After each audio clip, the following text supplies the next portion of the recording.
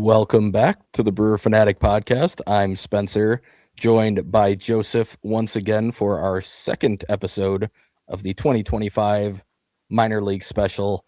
This one will be focused on the Carolina Mudcats season, in their final season as the Carolina Mudcats, and we'll get to that in a minute. But first, Joseph, we are recording the day after Christmas. How were your holidays? How have you been? We're doing this late at night to make sure we get another one in because we got to try and fit these in before I start all my baseball practices. So, how you doing and how were the holidays? Yeah, hectic, busy. The whole month of December has been very busy. And as you know, we're doing it tonight as well to avoid having another puppy in the background driving 7.5 hours to Boise tomorrow to pick up a red lab. Yeah. And so it's kind of par for the course. This whole holiday season has been family here and doing things in town, and it's been hectic. But, it's nice to take a break from all that and talk some Mudcats and kind of reflect back on the season that was. So it's exciting to be here. Yeah, absolutely. Before we get into the Mudcats season, there have been a few minor signings. None of them expected to impact the big league club for years and years, if at all. But we're going to make sure that we shout all three of these guys out. They are all technically going to be the three final pieces to the Brewers 2025 international signing class, which closed on the 15th of December. These three names all were signed in the last 2 weeks leading up to the closing of that one. The new signing period opens on January 15th, and either on this podcast or one with the main podcast with Jack, I'll be covering a number of the signings when they do drop. I've got a bunch of those names kind of charted out and figured out at this point, but I don't know for sure that they're signing in this class, and I don't want to jump the gun on any names or anything, so we'll wait until they are official. But we will make sure to break down that class, at least to the extent that we can, with the knowledge of the very limited knowledge that we will have at that time when that signing class breaks. But to finish this one out, this previous class, they signed Alejandro Bustamante out of Cuba. They're only signing out of Cuba in that class. This is an 18-year-old right-handed pitcher. His fastball is said to be 91 to 93. He throws a sinker in that 89 to 90 range. His best pitch is apparently his slider, which he throws around 83 to 84. And his changeup is his fourth pitch, 84 to 85. In terms of velocity on that one, that of the three names is by far the most knowledge we have on any of them. My guess is the Brewers had some money saved from this class and were able to use some of it on a guy like Bustamante, a guy who got enough attention to get some tweets and some posts from some relatively big names. So I think this is a guy they genuinely view as a pretty legitimate prospect. The other two, right-handed pitcher Wilmer Duarte out of the Dominican Republic. He stands 6'0", weighs 170 pounds. Don't know anything about what he throws, but that is the extent of what we know about him. And then Adrian Bello out of the Dominican Republic. He stands 6'3", weighs 180. Another right-handed pitcher. Don't know much about him.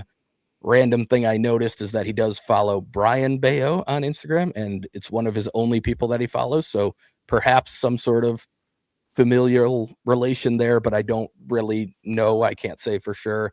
I know that family has a ton of talent. I think they have 3 players who are in professional baseball right now. So it's a very baseball heavy family. So maybe he's another member of that, but not sure on that for sure. And that is pretty much the extent of it. But Alejandro Bustamante, Wilmer Duarte, and Adrian Bello all joining the Brewers. Most likely, I would assume, for sure, the last two will start in the Dominican Summer League next year, and I would imagine Bustamante will be as well. And then we'll get to cover them in our 3-hour episode next winter, or perhaps just myself. We'll see where we go with that. But that is really all we've had. And Joseph, we were kind of talking, just to segue a little bit off the path here, but like, it's a little surprising we haven't had more minor league signings to this point in the winter, considering we talked about on the last episode how many Rule 5 picks they lost.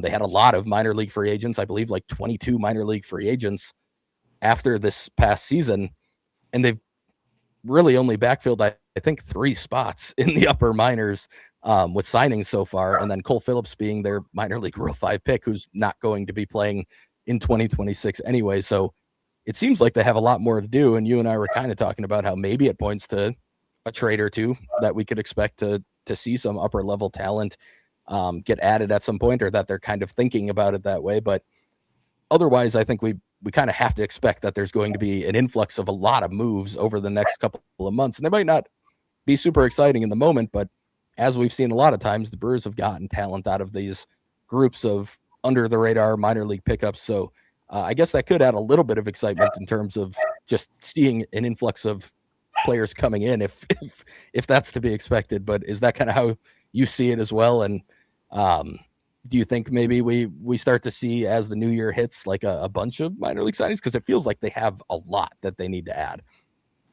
Yeah, it's hard to say at this point. Do they have trades in the pipeline that they're waiting on, and multiple scenarios there that are bringing back prospects? I mean, it certainly wouldn't be enough to backfill the quantity we've seen pilfered in Rule 5 and in free agency. So it's hard to say. I mean, it's certainly unorthodox. They're typically, especially by, November, they've typically backfilled AAA in the least with some of those quadruple A guys.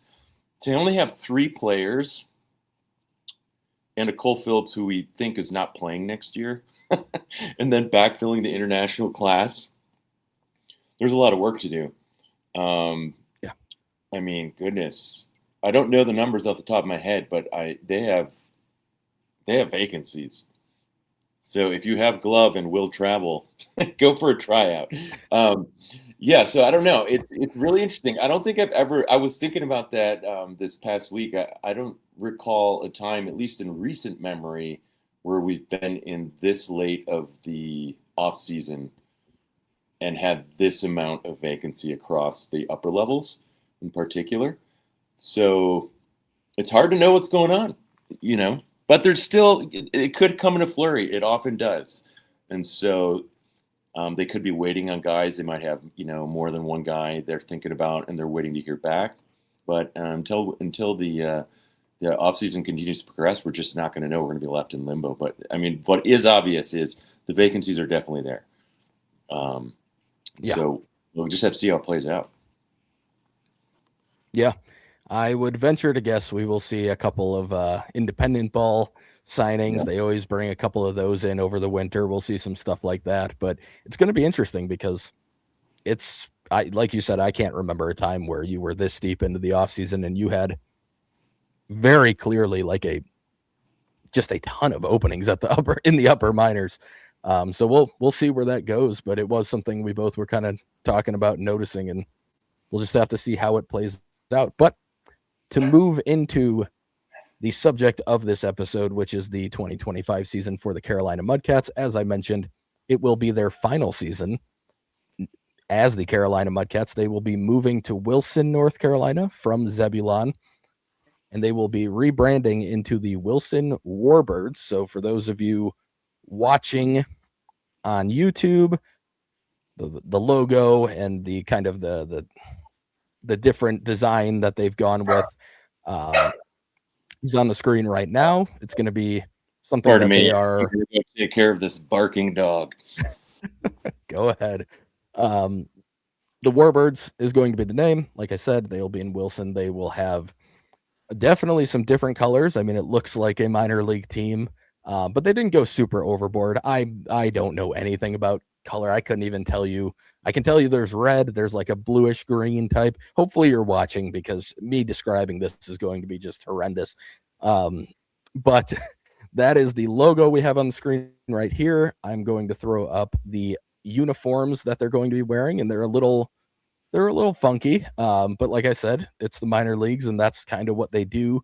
But I don't mind them. I think it's an interesting look. I think it's a different look than we've had at most of the other levels, where honestly it has been pretty simplistic, other than like the alternate jerseys where it's, a Star Wars night or whatever. These are definitely going to stand out for the Brewers affiliates as the most outlandish or out there primary uniforms. I think most of the others are pretty standard, and then of course you get the brat uniform for the Timber Rattlers mixed in there, and you get all these alternates like I talked about. But the primaries are pretty normal looking, and the Warbirds are going to be changing that a little bit. But I think it's a pretty decent look. I think it's a nice change from what we've seen in Carolina. And right now, the stadium is, and this picture I'm putting up here is also a couple of weeks old, but the stadium's making good progress. They've got pretty much the whole outer facade built, and they're just kind of doing some of the extra work around the edges. And it seems like, well, it's going to need to be ready by the time the season starts. They don't really have a choice. They have moved on from Zebulon, so this is their option.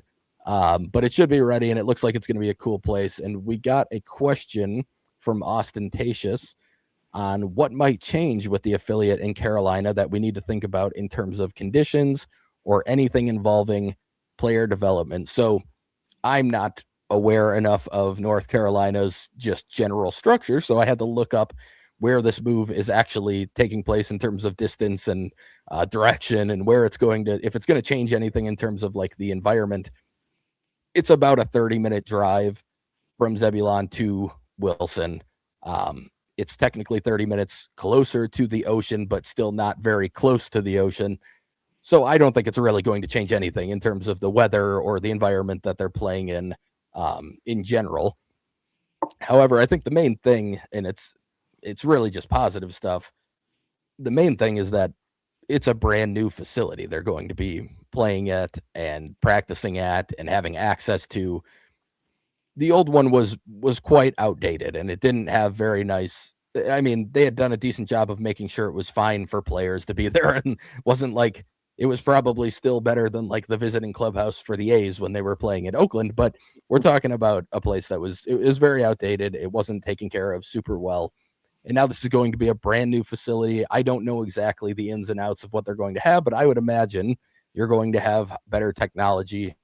You're going to have more cages, more access to places for players to get better. Knowing that the Brewers own the Mudcats and now the Warbirds, that's where the money goes in most cases for the Brewers organization, is towards development and towards these types of things.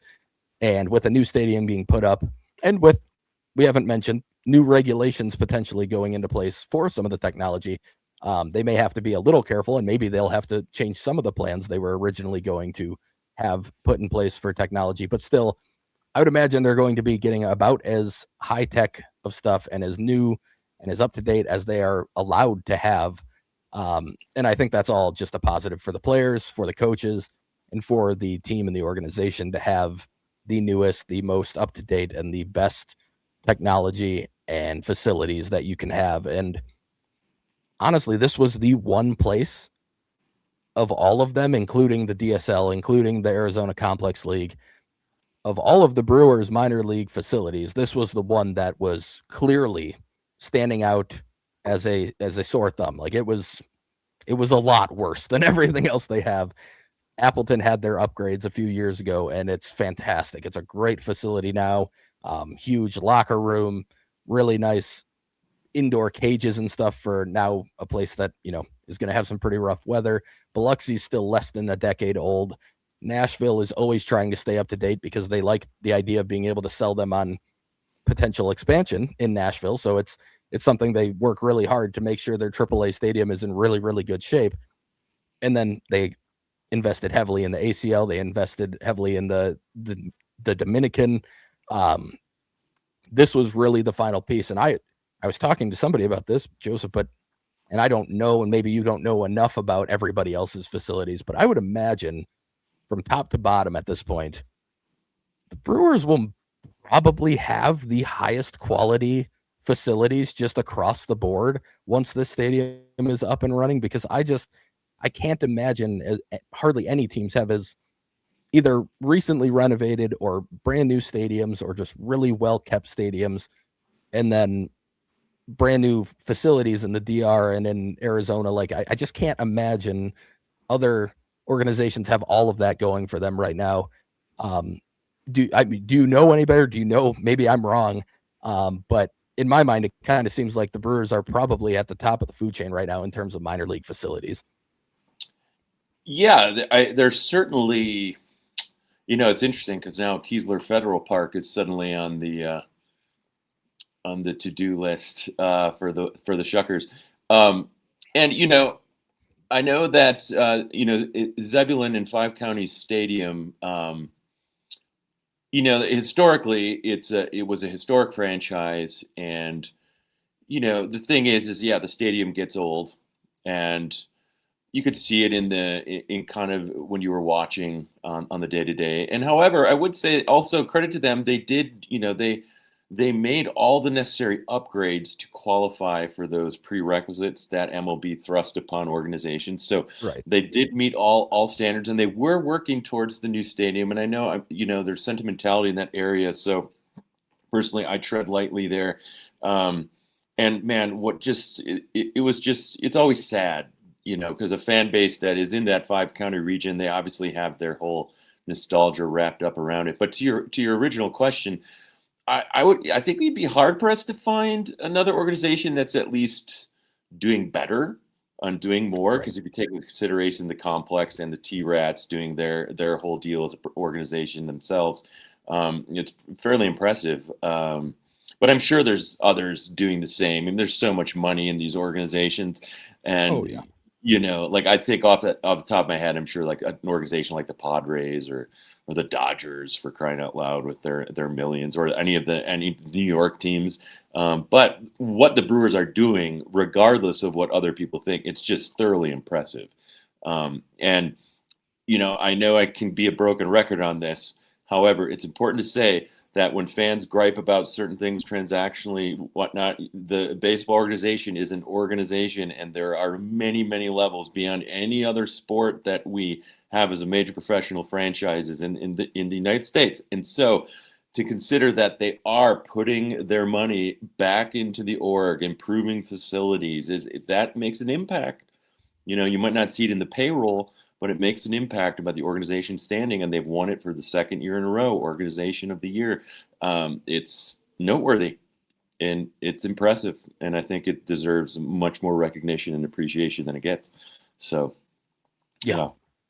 100% agree on that.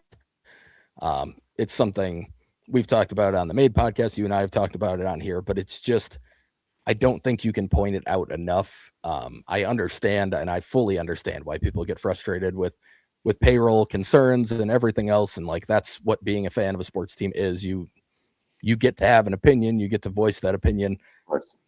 But I do think it's just something that I think the Brewers need to do a better job of kind of putting it out there and making Yeah. sure people are aware. Like, I actually think that's something they just don't push enough, like, to make it. I remember a couple off seasons ago when they built the new facility in the Dominican Republic, and they put out a video showing the brand new facility and talking about some of this stuff. And I remember Yoferi Rodriguez getting interviewed, and a bunch of, it was really interesting stuff. It was cool to see, but it was like one of the first times I could remember them actually pushing, like, hey, we put a lot of money into this and a lot of investment and a lot of time into this facility that's going to hopefully bring us more Jackson Cheerios. And this was Yeah. before Jesus Mate showed up, and Yep. some guys we're going to talk about in this episode. But like, I think it doesn't get enough attention. And I think part of it is that the Brewers don't do a good enough job of making it a point to talk about how well they're doing in terms of investing in these things. So we are going to try and make that point, at least for them,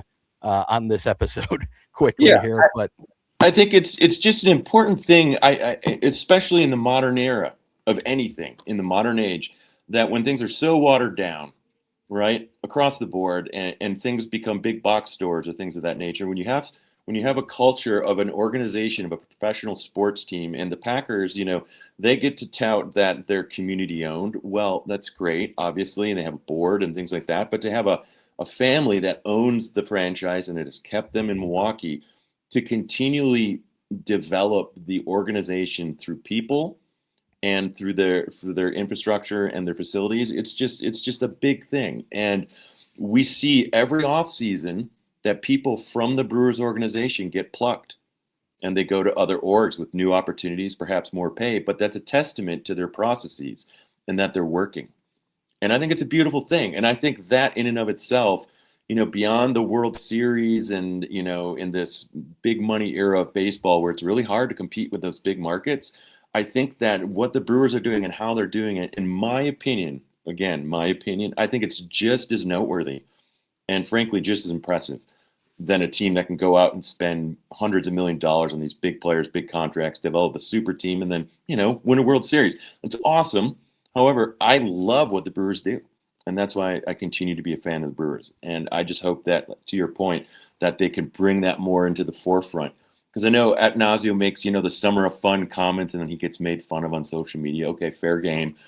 But they really do have something there to boost up and really get, the culture of Brewers and the culture of the Brewers fandom to get a little more excited about. And it's not just like catchphrases like pocket pancakes. Though those are funny, Right. And of course they made money off those too, but whatever. I digress. So I totally agree with you. Yeah. Last thing we'll touch on quickly here. You mentioned they get coaches poached, and they obviously have had other front office members poached over the years and everything else. One of the coaches moving on, no longer he was not the Mudcats coach this year, but a few years back he was. Victor Estevez took the third base coaching job for the Washington Nationals. Really, more than anything, I think we just want to quickly highlight how that could cause movement for the Mudcats moving forward. And we'll talk more about Estevez and also Michael O'Neill, who was the pitching coach in Appleton and was taken away by the Mets organization. Signed away, not taken away. It makes it sound like they kidnapped him.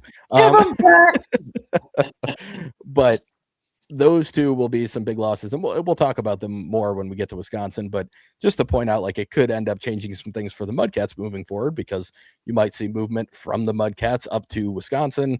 Maybe some complex league coaches end up in Carolina, or they add externally. Joseph, is there really anything specifically you want to hit on with that? Are there any names that you want to call out as potential movers or anything like that? Well, I think firstly, Estevez was the manager of the Mudcats three seasons ago. So Yep. that's worth pointing out. And he was Churio's manager. And man, you could just see it there. He was a rising star. And obviously, other orgs thought so. He's already a base coach at the major leagues. And, I said it a number of years ago when I thought he would be a fast riser. And I thought of all the guys that I watched on a routine basis, he seemed to have the most it factor.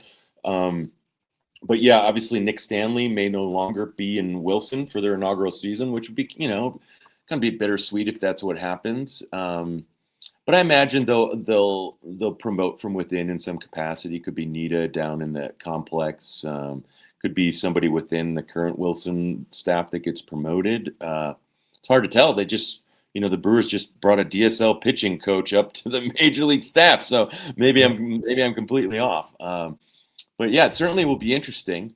And at the same time, I should mention that we do have a minor league coaching thread in our minor league forum. And if you had been tracking that at all, and or the alumni, Corey Ray, the former Brewers first rounder, also is the other base coach for the Nationals. And he was previously with the Cubs organization. So that's a pretty cool story there as well. That I'm actually fascinatingly intrigued now suddenly to see what the Nationals do in 2026, where I would have had absolutely no curiosity whatsoever. So yeah, we'll have to just see how it plays out. Yeah, no, Nationals are, I told Jack, I can't remember if I told Jack on the podcast or not. But like, that's the team I'll be most interested in general. It helps that those two are there, but just, they have gone the complete opposite direction of where that franchise was headed, where they've gone from old upper management, older managers, and now they are like, everyone is young. Like, every single person in that organization relative to their job is very young. It'll be interesting to see how that goes. Like, obviously, I think they'll probably operate more how I think and how I like to watch baseball and take part in baseball and be involved. But like, I think there also could be an element of like, okay, but you do need some of that like wisdom and people who have been there for a long time. And I'm just going to be very interested and curious to see how it plays out. But they've already had like some small minor league for minor league trades that I find super interesting. Like, they're the type of org now that I think I'll probably have a lot of fun watching from a distance and not having to rely on how it works out, but just as an experiment to watch. I think it'll be a fun one for me to follow. So Estevez Yeah. and Corey Ray being there will make it even more interesting, just with a couple of names that are obviously very familiar, especially Ray for any Brewer fan, I think. But yeah, no, they'll be one to watch for sure. But now that we've gotten like 25 minutes into the episode, maybe we start talking about the actual Carolina Mudcats season. Just to quickly kind of run through how their season went, I'll kind of run through it just on an overall basis, just kind of summarizing it. It's all on the screen for those of you watching. And then Joseph, I know usually you can kind of break down some of the storylines or some of the things that specifically happened. And this one was an interesting one to follow for sure this season. So the overall record ends up 68-60. They didn't make the playoffs. In the first half, they were 36-28. They finished 4 games back of a playoff berth. Second half, they were 32-32 and finished 3 games back. But by month, this is where it got. April was a very, very exciting month for the Carolina Mudcats. They went 17-6. They had national pundits calling them the most exciting team to watch in minor league baseball. And they were right. I mean, I was watching every game that I could at that point. Their May, still a really solid 15-10, leaving them 32-16 after the first 2 months. An 11-14 June really, really hurt them in terms of the way they finished May and then into June really hurt them in their first half playoff push. They bounced back with a pretty solid 13-9 July. And then August was the month that was real hard to watch as a Brewers fan and as a Mudcats fan. A 9-17 month, and it was not pretty most of the time. Yeah. They finished with a 3-4 September to close out that final week or so. But yeah, you had the April that was really, really high, riding the highs of that, and then the August where it was tough to even tune in for too many of them. Of course we did, but to tune in for too many of them and enjoy it, I should say. But yeah, kind of just following it as closely as you did all season, like what were some of the storylines for you? And obviously there were a couple opportunities in both halves to potentially make a last minute push, and they were not able to get it done. Yeah, both halves could have won them. First half, I think, man, and to your point, that month of April, that may have been the most exciting month of any affiliate I've ever watched. I mean, I'm not even using hyperbole. It was that electric. I mean, the buzz nationally was absurdly exciting, and all good things must come to an end, and it certainly did. Of course, Adam Shefsky got injured. That was such a big injury, and he was gone for a long stretch as he was trying to figure out that back. And it really felt like when Josh left the lineup, the magic kind of just started fizzling. They had lost their reliable lefty, and he was a jack of all trades, and he was just absolutely tearing the cover off the ball. And you could use Pena and you could use Made more liberally within the infield during that time. And so the season as a whole, the youth was really the overwhelming deal. It was the youth, I would say, overall, that inexperience, and then just a war of attrition. You started losing what arms they did have that were more dependable. They got promoted, and those were huge losses for that staff. You started having to rely on complex arms that came up, and they'd have to kind of figure it out on the fly. Their ace, clear ace for the whole season ended up being Melvin Hernandez. And my God, what a competitor. If you were to pick a player on the mound and say, he's your ace, you would absolutely not pick him out of a lineup. He has the most unassuming demeanor, but man, he's a pit bull. Love him so much. Love watching him pitch. It was a true joy. And then by the end of the season, it was really, it wasn't just the pitching at large. It was the attrition of the bullpen. That ended up being pretty much the biggest issue, where you came into those last 2 weeks and you were hoping and praying that Jose Nova was still hitting the strike zone. And Anthony Reyes wouldn't have one of his patented walk three, throw a wild pitch kind of outings. It was really hard to win when they really needed to win, when they didn't have a shutdown kind of back of the bullpen. They didn't have Travis Smith at that point. It was really hard to pull it out. And they still went into that final series with a chance. If they would have won that series resoundingly, they could have gone to the playoffs. But in the first half, they lost 6-0 on the road at Lynchburg, and that ended up being their total demise as Lynchburg took it. Well, they couldn't come through in the final month, and that's always such a tricky thing when you're bringing in new draft picks and you're waiting for them to arrive and you're mixing them in with complex guys. I don't wish that upon any manager, but they have to do it every year. It's an amazing feat, and so frustrating for us as fans, but completely understandable. And of course, it wasn't just Adam Shefsky's injury. Braylon Payne, who started out the season wonderfully, got hurt. And he had another freak injury where he got a ball thrown off the top of his head in the base paths. It looked really scary. And it seemed like in the multiple injuries he dealt with, he never really rediscovered the consistent version of his swing that he was really dialed in on early in the season. So that was really unfortunate. And of course, Eric Batante never really found the consistency.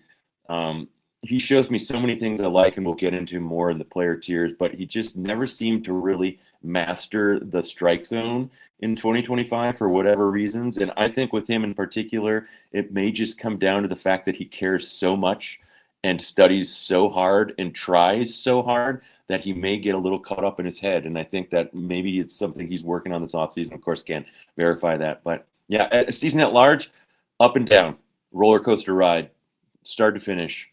And unfortunately, they just couldn't get into the postseason again. It was a bummer. Yeah. And you mentioned, this is a young team, and we got a question about that from Snoogans8056, who asked, was that 2025 Carolina team the youngest A-ball team of all time?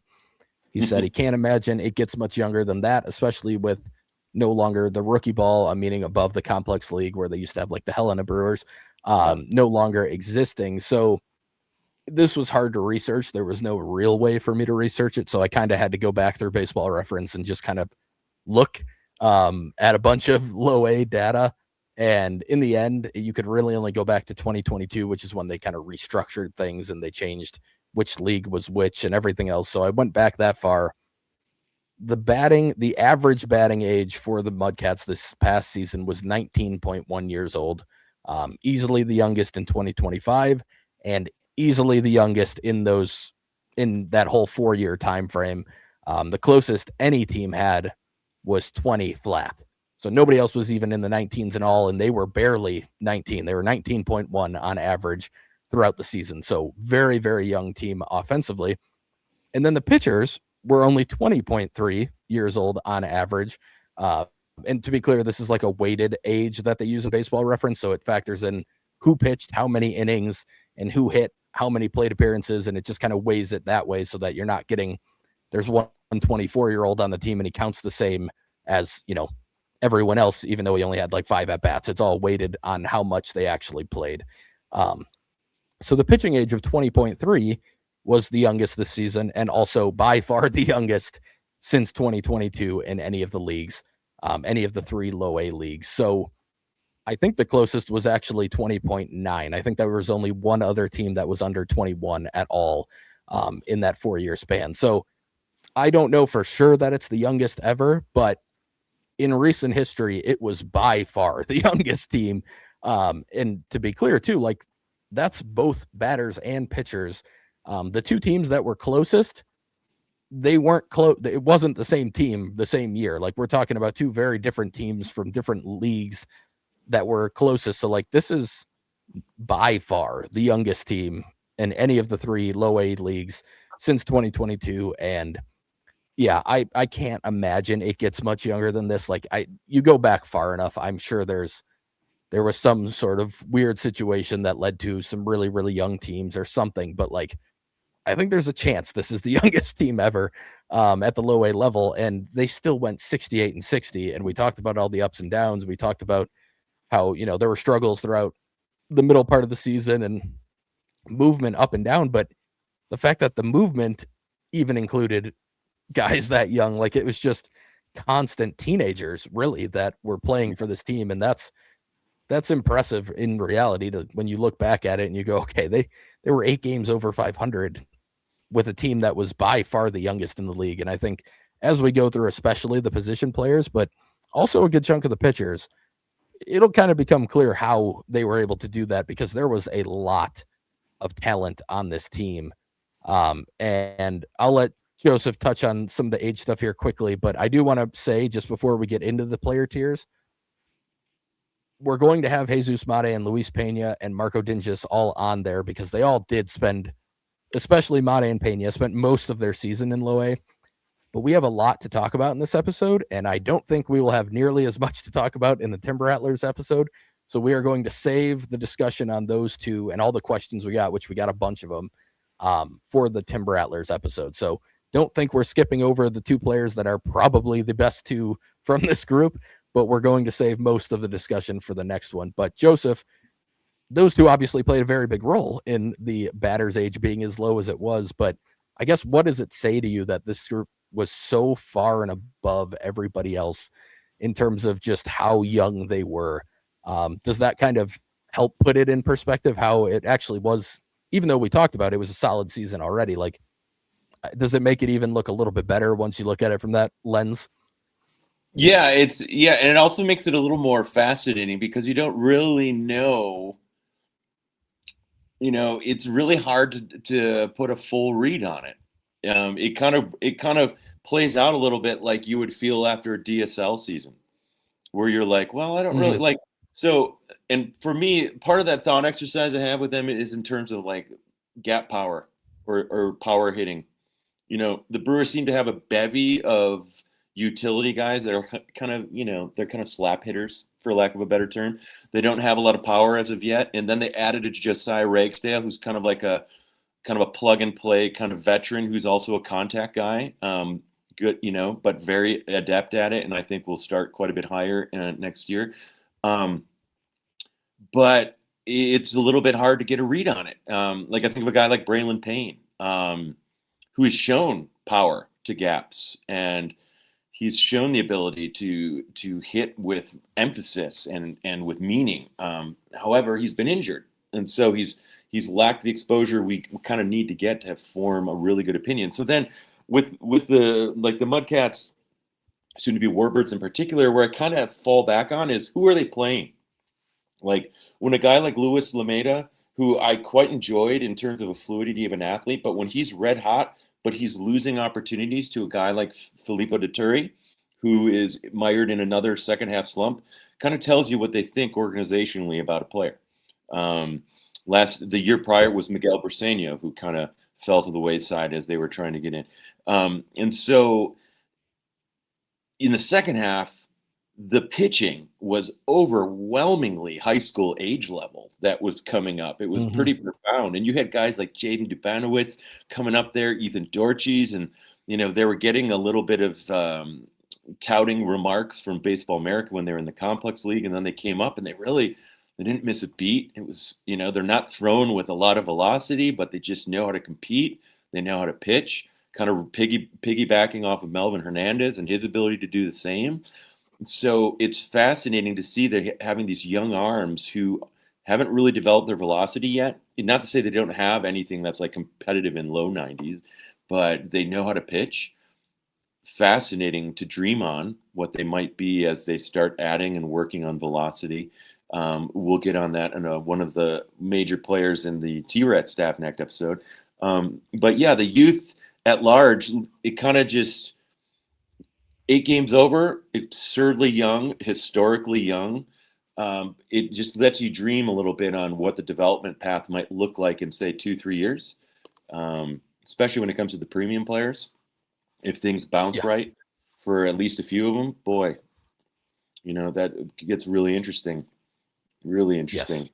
And I think despite the season at large, I truly think that Batanti is going to have a big bounce back year. I think there's just way too much talent there. Way too much talent there. Yeah. I think that can take us right into our position player tiers. Like I mentioned, the first two here, we have two tiers for them because I do think there are two different levels for these top two players on the team. And Jesus Mate, we put in the superstar potential, meaning like in my eyes, that's the, yeah, we might give you an 8-year, $100 million contract when you get to AAA and before you even hit the majors. And I think Mate fits that type of profile and just the ability. And like I said, we'll dive more into him in the next episode. And then Luis Pena, we put in the star potential because I think there is still a ton to like about Luis Pena, but I don't know that he has the upper tier, every single tool ability that Mate is capable of at his peak. I'm not sure Pena can bring all of the tools to the table at a very, very high level, but there's a lot to like there. So he is still above everyone else that played at the Carolina level in 2025. But moving to the players that we are going to talk about, especially three in the next tier here.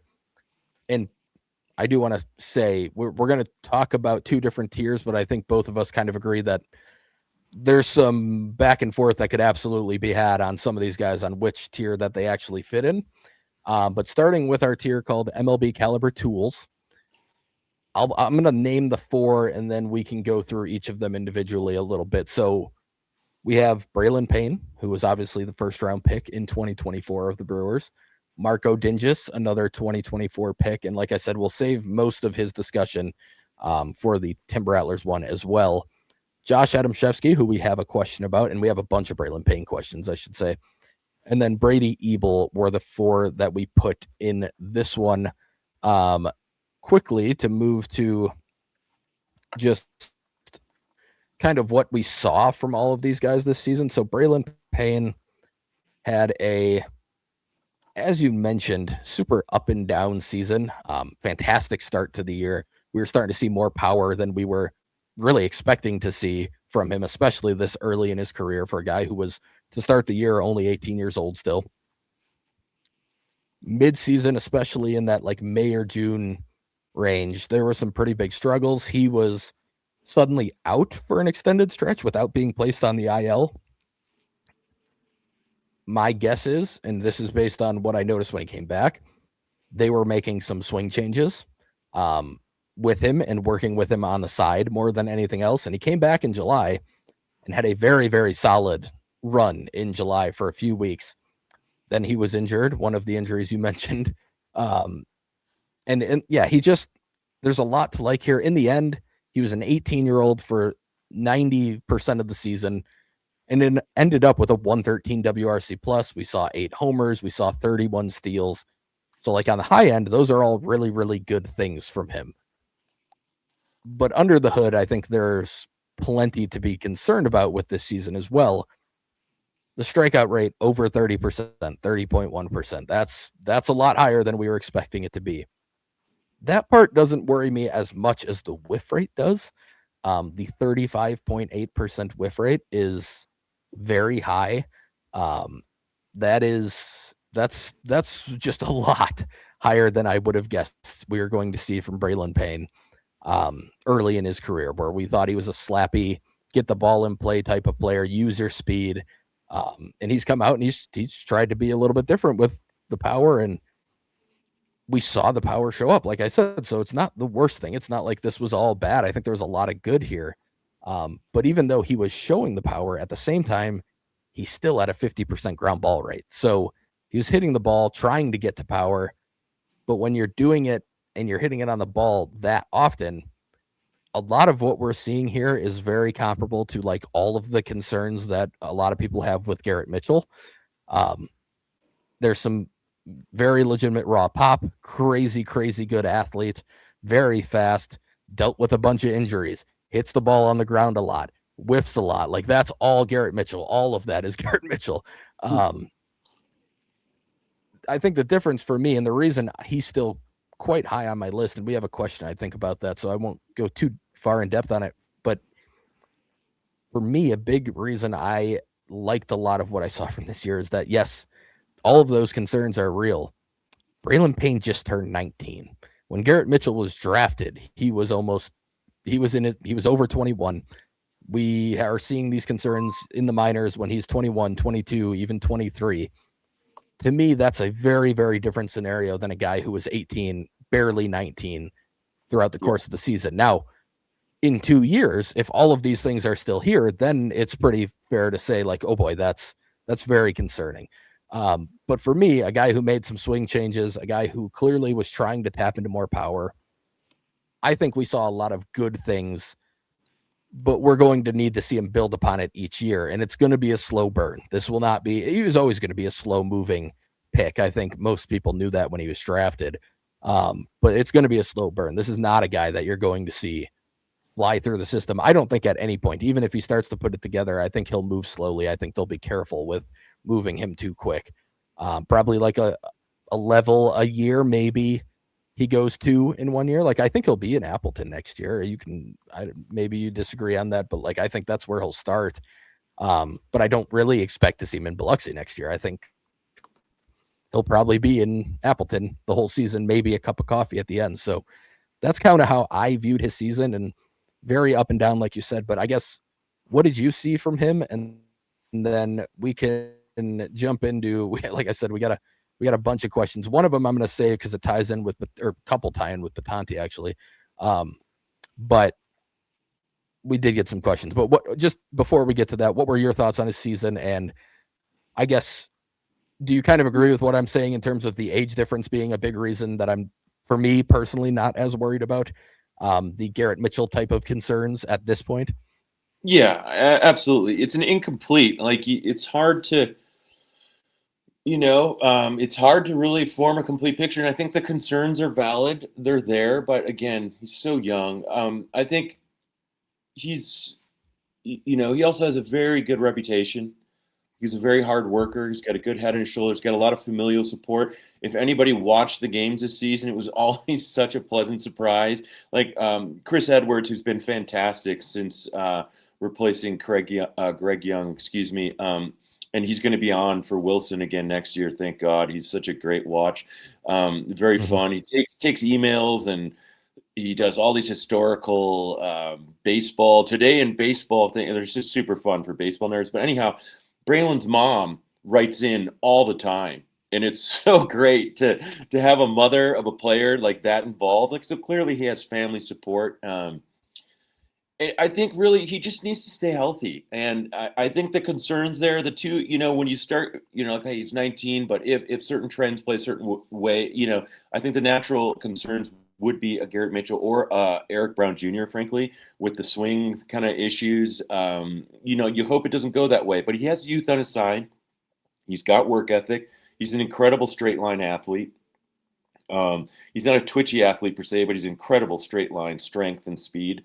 And so I think he just needs reps. He just needs more exposure, and he needs to stay healthy. With the young guys, health is such a big deal. They need exposure. They need reps. And I tend to believe and think what you're thinking as well with that midsummer break, because his swing when he came back, it kind of like devolved into in the strikeout thing. He has this thing where he leaves the strike zone a little early, as some players like to do that. They kind of, they go into their swing, and I don't know if they're going to work on that at all, but he also can get a lot of power there, but with that ground ball swing and miss. So he's still trying to discover what that swing path and consistency is. 19 years old. Incredible athleticism, and I think like you're pointing to, like a 736 OPS, 113 WRC plus. In a vacuum, not bad, really not bad. And you like to see that power. Stolen bases are there. I like him better in the center field grass than I liked Yoferi Rodriguez, just because he can cover more ground. Even though Yoferi really gave you a ton of effort out there, he just had limited athleticism when he was out there. And so, yeah, I think that, to me, I left that season really without a formulated opinion other than, okay, there's pros here. There's some highlights, but it was up and down, and he was injured. So it's kind of a reset for me just to see him in 2026. Yeah. Questions we got on him. So Peter GB asked, Braylon Payne, he had so much hype going into 2025 and so little at the end of the season. Injuries played a role, but was he overhyped by us Brewers prospect fans, or does he have the chance to move up the prospect ladder if he remains healthy? And then Ostentatious just kind of asked thoughts on Payne. Pointed out he had more pop than advertised, but less bat to ball skills than people thought. How do we project his development? So I don't think he was overhyped. I think for the most part, most people had him in like the edges of the top 10 going into the season. And in my eyes, like just based on talent alone and the fact that he still produced, even with some of the concerns and all the injuries at a pretty decent level, like I'd have a hard time moving him from that spot.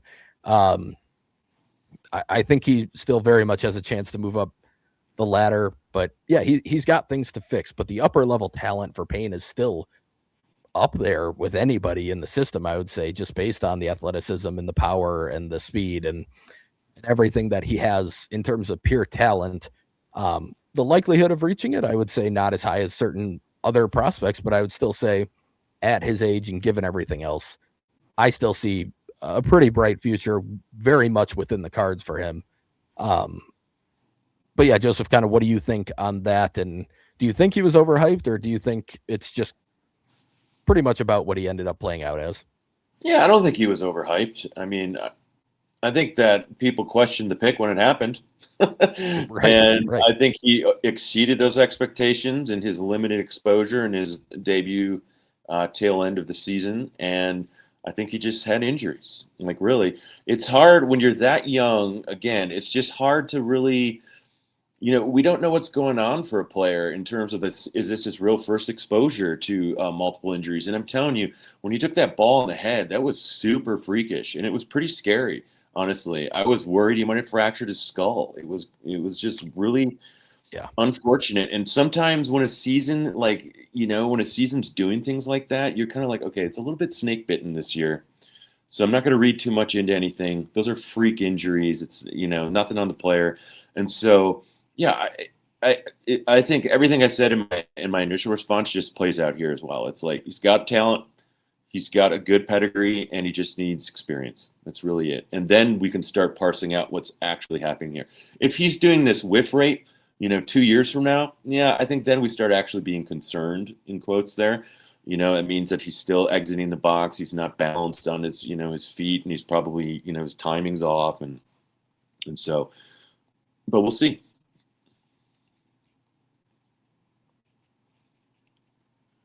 Yeah. I'm going to kind of skip over the other names quickly because we got, like I said, a couple of questions that touched on two players together. And the other one being, along with Payne, Eric Batanti.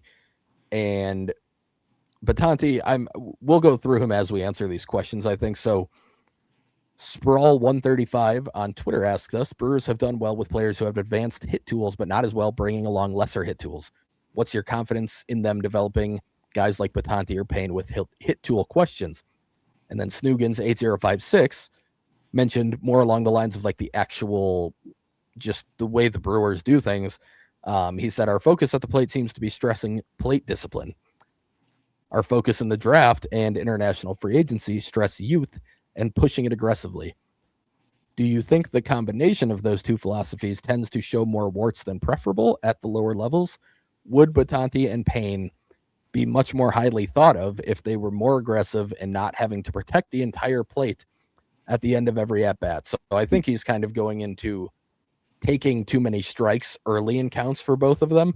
I don't have the data on that. I would say they're watching them. Yeah, I would say both of them at times maybe take early, but they also, with as much whiff as they have, I think they sometimes just get buried in counts a little bit just from swing and miss. But the overall idea is similar for both of them. We already talked about Payne, but like the issues for Batanti are very similar. The strikeout rate was over 30%. The whiff rate was even higher than Payne's was. It was 36.3%. Both of them walked at a pretty decent level, but Payne has the speed to fall back on, and the fact that he plays a premium position. I think with Batanti, I have him listed as a third baseman on this graphic here, but he really only played first base this year. I think the concern with Batanti is like you don't have a premium position and you don't have the speed to fall back on, but you do have bigger power than Payne has, and you have some of the biggest power in all of minor league baseball. His 90th percentile exit velocity this year as a 19-year-old, the whole season was 106.6, like very, very high number. He hit 19 home runs. I believe that led the Carolina League in the end. Did. The true power of Batanti is huge, and it took a while for him to get going in the power department this year too. He was a really slow start. Everyone else was playing so well in April, and he was actually struggling pretty mightily at the plate to begin the year, especially in the power department. And you mentioned at that time, we kind of started to hear a little bit from Brenton Del Chiaro on the Just Baseball podcast about how part of what Batanti was dealing with is what you mentioned, and a guy who overthinks and is trying so hard that it's actually hurting him. I think when you look at the whiffs and you look at everything else, I would imagine that is at least partially connected. It could be overswinging, but it could also just be overthinking and guessing pitches and trying to be too cute at the plate instead of just trusting what you see and letting your extremely huge raw power just work. For me, just to go back to the questions, like they haven't done super well with these types, and that was why, even going back to the Brock Wilken pick, like I questioned that one at the time, because it was like, okay, yes, I think he could be a good player, but is he a good fit for what the Brewers do well as an organization? I think there was plenty of reason to question that. Now, a guy like Batanti, as a high schooler, similar to what I talked about with Payne, I view those guys a little differently because they have more time to figure it out. Like Brock Wilkins, Rule 5 eligible next year. You're looking at a guy who pretty much needs to be ready to go at that time, or you're starting to look at like, oh, maybe we need to trade him. We're certainly going to have to protect him, but is it worthwhile for us to protect him? And like, I think he's going to make a very good case for being protected, and that's all great. He had a really good season. We'll get into that in the Biloxi episode, but high school guys have more time to figure these things out. And I think right now I'm just not super concerned because the overall production is still pretty good, and all the things that you expected him to be good at were all there this year. The power was there. He played a good first base. He actually has a better arm than a lot of players on the team, but I get why he didn't play much third, especially just given how many guys were coming through the system in low A this year with Mate over there and Pena over there, and just a lot of prospects that spent time at third base that you couldn't really find a ton of time for him over there. But I wouldn't hate revisiting him at third base, where I think there'd be a lot more value if he can play it. Either way, I think it's very fair to question whether these two fit with what the Brewers do well. But both of them being high schoolers for me is the thing that brings it back to, okay, first of all, we're still pretty young into the new and improved Brewers hitter development group that we have. I mentioned Brenton Del Chiaro, like he's not been in the organization for a super long time. Like, this is still a relatively new group. We don't really know how a lot of the young players are going to play out in terms of development yet. So I think we're kind of basing the history off of a time where it was a different group of people doing the work and working with these players. We don't know how this is going to play out. We don't know how these guys can work with them to fix different issues than other players have. I think it's always fair to worry about guys who have 35% whiff rates in low A. Like, that's always a very, very fair concern. Both of them are a little bit lower on my list than they would be because of that. But I also have a hard time saying that this is something that I can just rule them out or say like it's not going to work out. Like, they both are so talented. We don't really know exactly how this new group works with these types of hitters. But next year is going to be a really big year for both of them in my eyes. I think both of them are going to have to show improvement. It doesn't need to be perfect. It doesn't need to go from a major concern to no concern. But can we just knock it down a peg as we move up a level, I would assume, for both of them? That's what I'll be watching for. But Joseph, I guess on those two questions and on Batanti in general, what are your thoughts? Is this a concern? I think it's a concern for everybody, but how big of a concern, I guess, is it for you? I at this point unconcerned, noted, aware of, but unconcerned. Yeah. I think he hit so many positive marks and traits coming out of 2024 in terms of postseason. The season in the off season, we got all of these interesting kind of data hits on his swing decisions and his contact in the zone. Like all these things were really impressive, and I just saw a player in 2025, and I should also note I'm higher on Eric Batanti than most. I don't know what it is about me. I just firmly believe in the player, and I like his swing. Like if you were to ask me, like even given these numbers, Payne versus Batanti, I'll take Batanti's swing 7 days a week. Oh, yeah. Where it is today, it's just pure. He's got really good swing path.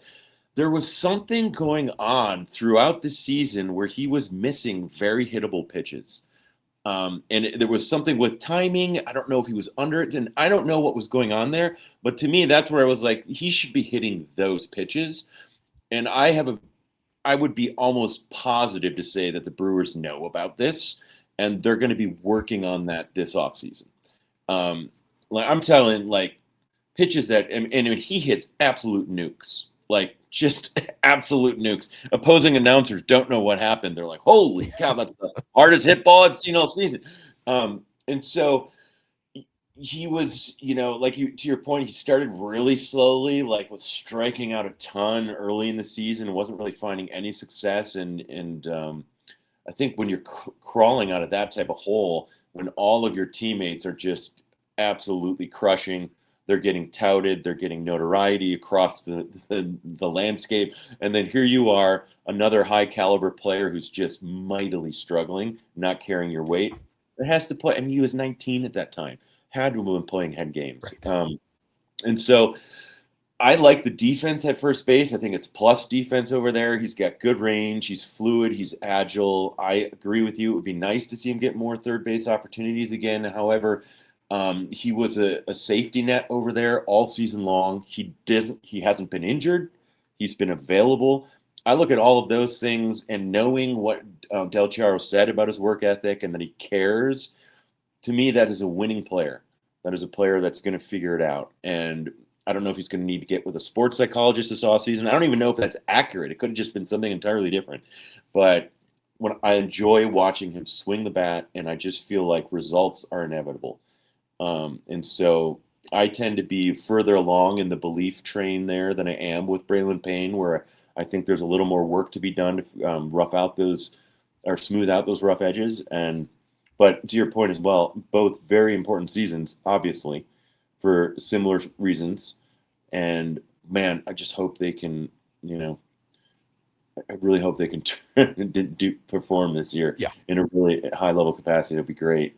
I just wish for the players more than anything. Right. Yeah. And to your point on the swing, like Batanti's ground ball rate and fly ball rate and line drive rate are all in great spots where you'd want them to be. So like the swing path is clearly there. And like you said, visually, it's clearly a much more appealing swing visually, at least. But yeah, it is weird. It seems like the swing decisions themselves are pretty good for him, but the lack of contact to some degree, like that's more concerning. And to some other, it's like, I mean, he's making good decisions. Eventually you feel like the bat's just going to start connecting more consistently. So like I said, and you said, like, this is just going to be something that we will be watching this year really closely. Moving to our next guy in the MLB caliber tools tier here, I think a name that we both have been for a long time and are very, very high on, Josh Adamszewski. We got a question on him, so we'll just read that right away from Ostentatious. He says, Josh Adamszewski, I'm hoping he will turn out to be the hitter I always thought Keston Hiura could be. I love that bat, especially at a young age. This is a guy I would not entertain trade offers for. How do you feel about him? Also, do you see left field as his more permanent home? So in terms of how we feel about him, I think we both are very high on Josh Adamszewski. and especially the bat. So this is another guy who dealt with a back issue early in the season after a really good start. And as you mentioned, when we were kind of going through the whole recap, it coincided with the Mudcats beginning to struggle. Adam Shevsky goes down and they started to struggle as a team. And it was a bat that they definitely missed in the system, in the lineup. But this is, to me, I mean, it's been my favorite. I loved the swing the moment I saw it after they drafted him. Like I found some PBR video and was like, oh, I love that swing. I don't know anything about what he's going to have in terms of pop or if he has a good approach or if he does any of that stuff. But ever since he's entered pro ball, knowing he has that swing and seeing what he did in the complex league and like just really solid production. This year, a strikeout rate of 17% and a walk rate of almost 15%. Like really, really good swing decisions, really good bat to ball ability. The whiff rate's a little higher than the strikeout rate would make you think. I think, I don't have the numbers to back it up, but I think he is a guy who has two different approaches. He has his pre-two strike approach, and then he has his two strike approach. I think it's something a lot of hitters that are good have. They have an ability to swing and miss early in counts because they're being aggressive. They're trying to hit for power. They're trying to drive a ball early in a count, and they're okay with thinking it's a fastball and getting a changeup and swinging over it on 0-0 because they know they'll be fine as this at-bat progresses. He seems like a guy who has that ability where he can, okay, I'm selling out early in an at-bat because I think I'm going to get this pitch, and nope, I didn't. No big deal. I still got two more strikes to work with. Still didn't get it on that. All right, now I'm going to really change the approach, and now it's going to be like, okay, I'm going to try and pepper a ball the other way. I'm going to try and line a ball back up the middle. I just think he has an extremely mature approach at the plate. Offensively, it's just, especially for a guy who was 19 and 20 this year, it is one of the more mature approaches you will see watching any game. That said, the concern about defense, I think it's fair. I've never quite been as low on the second base defense as most are, but in the context of what the Brewers expect out of their second baseman, yeah, I think he would probably fail to live up to those levels of defense. Based on what we heard in the AFL and what we saw in limited action in left field, it does kind of look like that's going to be the place where he would have the best chance to be an everyday player for the Brewers, I would think. In my eyes, that's how I'm seeing it, is like, if he's going to be an everyday guy for the Brewers, left field is where it ends up being. Now, I will let you talk about him in a moment, but I'd like to get your opinion on the trade part of this question. It's not really part of the question. It was more of a comment in the question, but it does get a little difficult because of the position concerns to say like he can't be traded in my eyes. Like for me, and to be fair, like Jesus Mate is the only person I would say, no, I'm not trading at all under almost any circumstance. There might be a few players, of course, that you would trade Jesus Mate for, but it's like as untouchable as a prospect can get for me. Pena's not quite to that level. Like I would move Pena in the right deal. Adam Shevsky kind of fits closer to that level for me, where it's like, no, I'm not shopping him. I'm not moving him because I want to get a decent upgrade at the deadline or something. But I'm also not stopping a Christian Yelich type of trade because they want Josh Adamszewski to be included. I think that's kind of how I view it. And that is not a knock on him by any means. I love this bat. I think he's a big league bat. I think he's going to be a successful big league bat.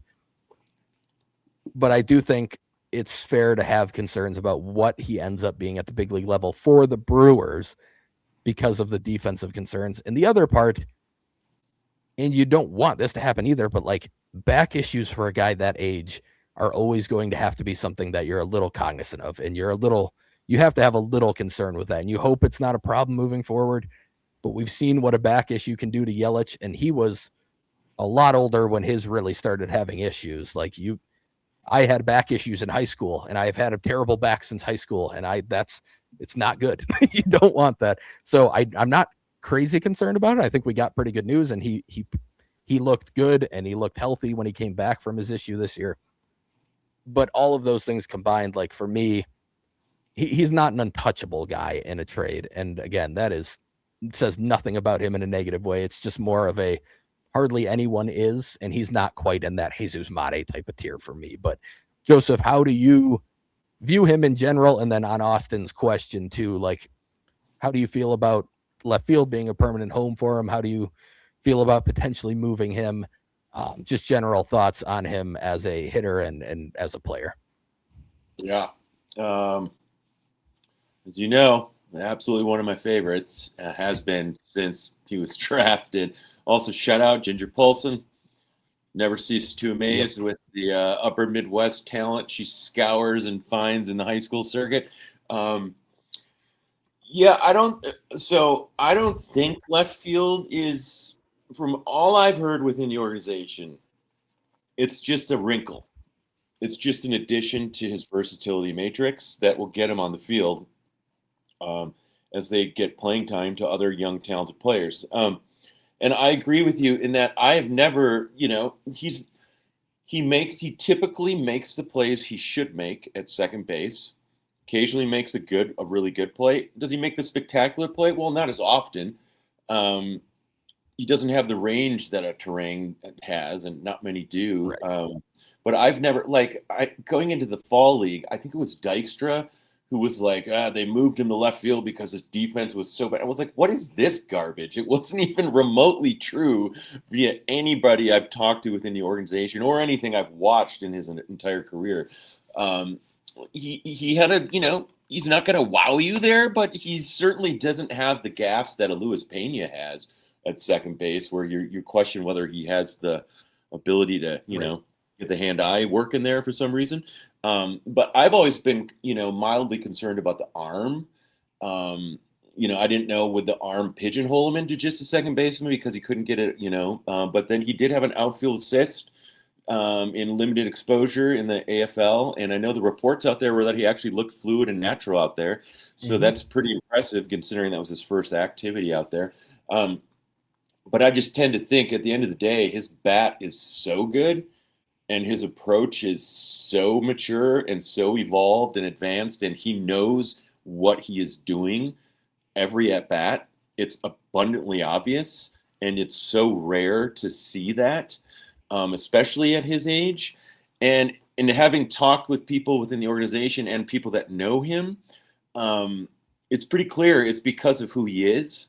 Like, he just has a good head on his shoulders. Like, he's never too high, never too low. He cares about his teammates' success.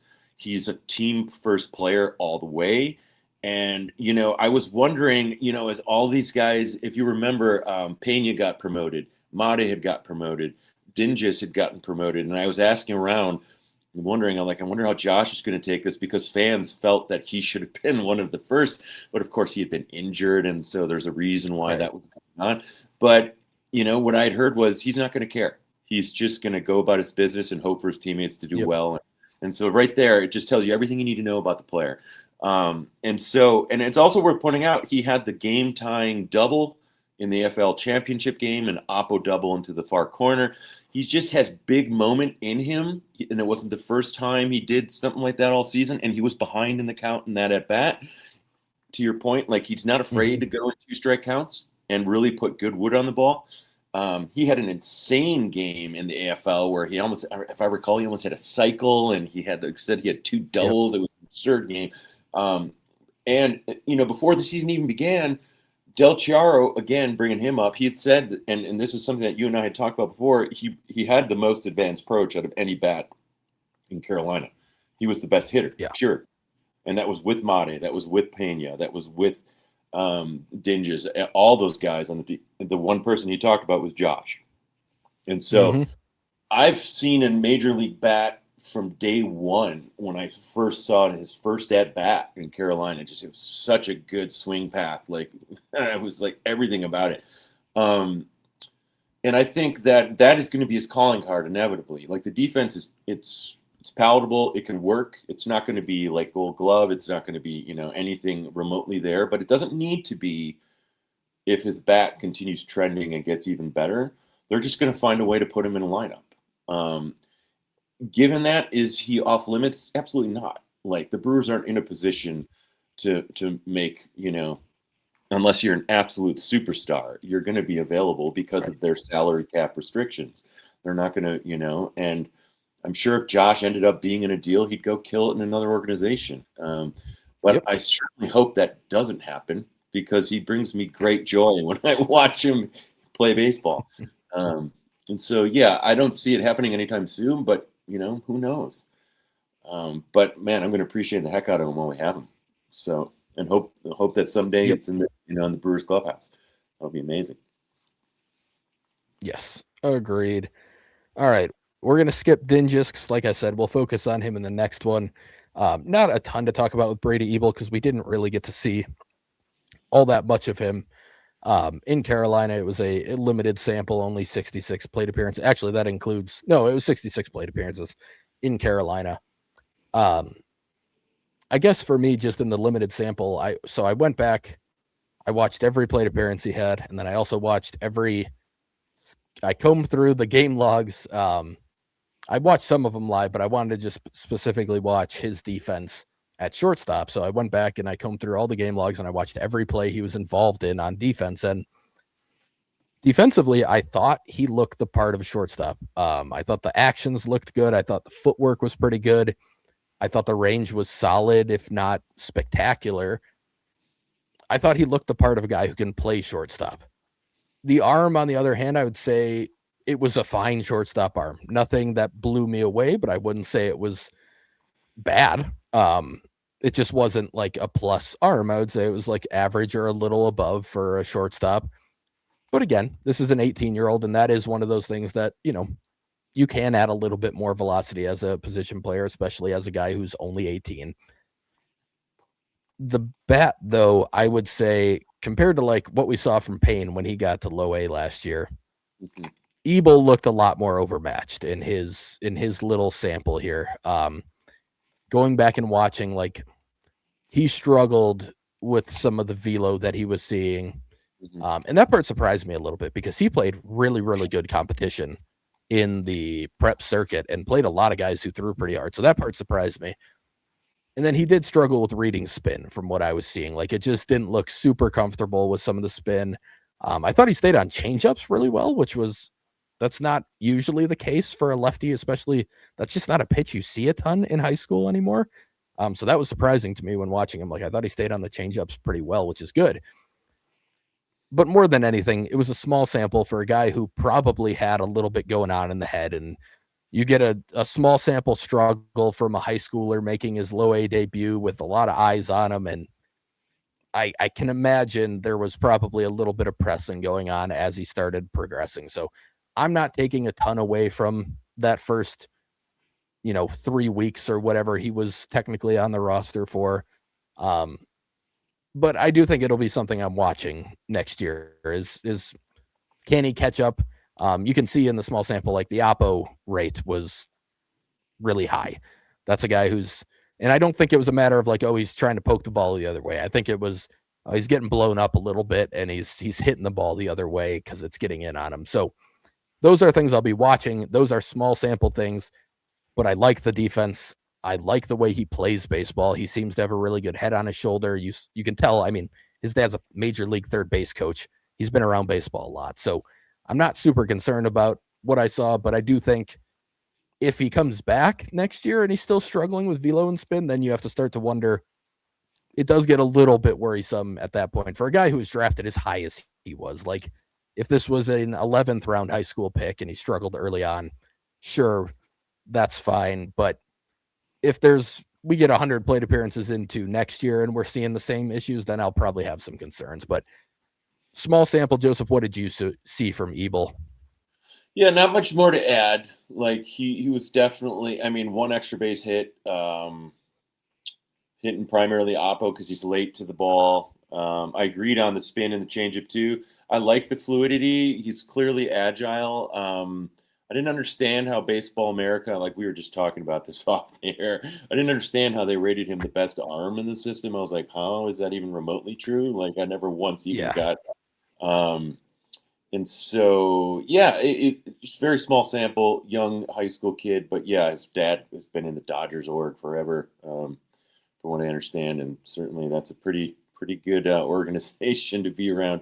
So yeah, I didn't really Yeah. even have an opinion, quite honestly. I was like, okay, good movement, clearly not ready, and that's okay. Like whatever. It was 66 Yep. plate appearances, and I would have liked to seen if you could have gotten into postseason just to see him in that environment, but maybe we'll see it later. Mm-hmm.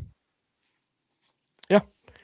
All right. Couple other major league tools, but questions along with Batanti that we'll have here. So Jose Anderson and Josiah Ragsdale. We'll start with Ragsdale because it's a similar story to Ebel, where it's a small sample of a guy who came over out of the draft, and Ragsdale on the whole put up really good production. It was a 130 WRC plus.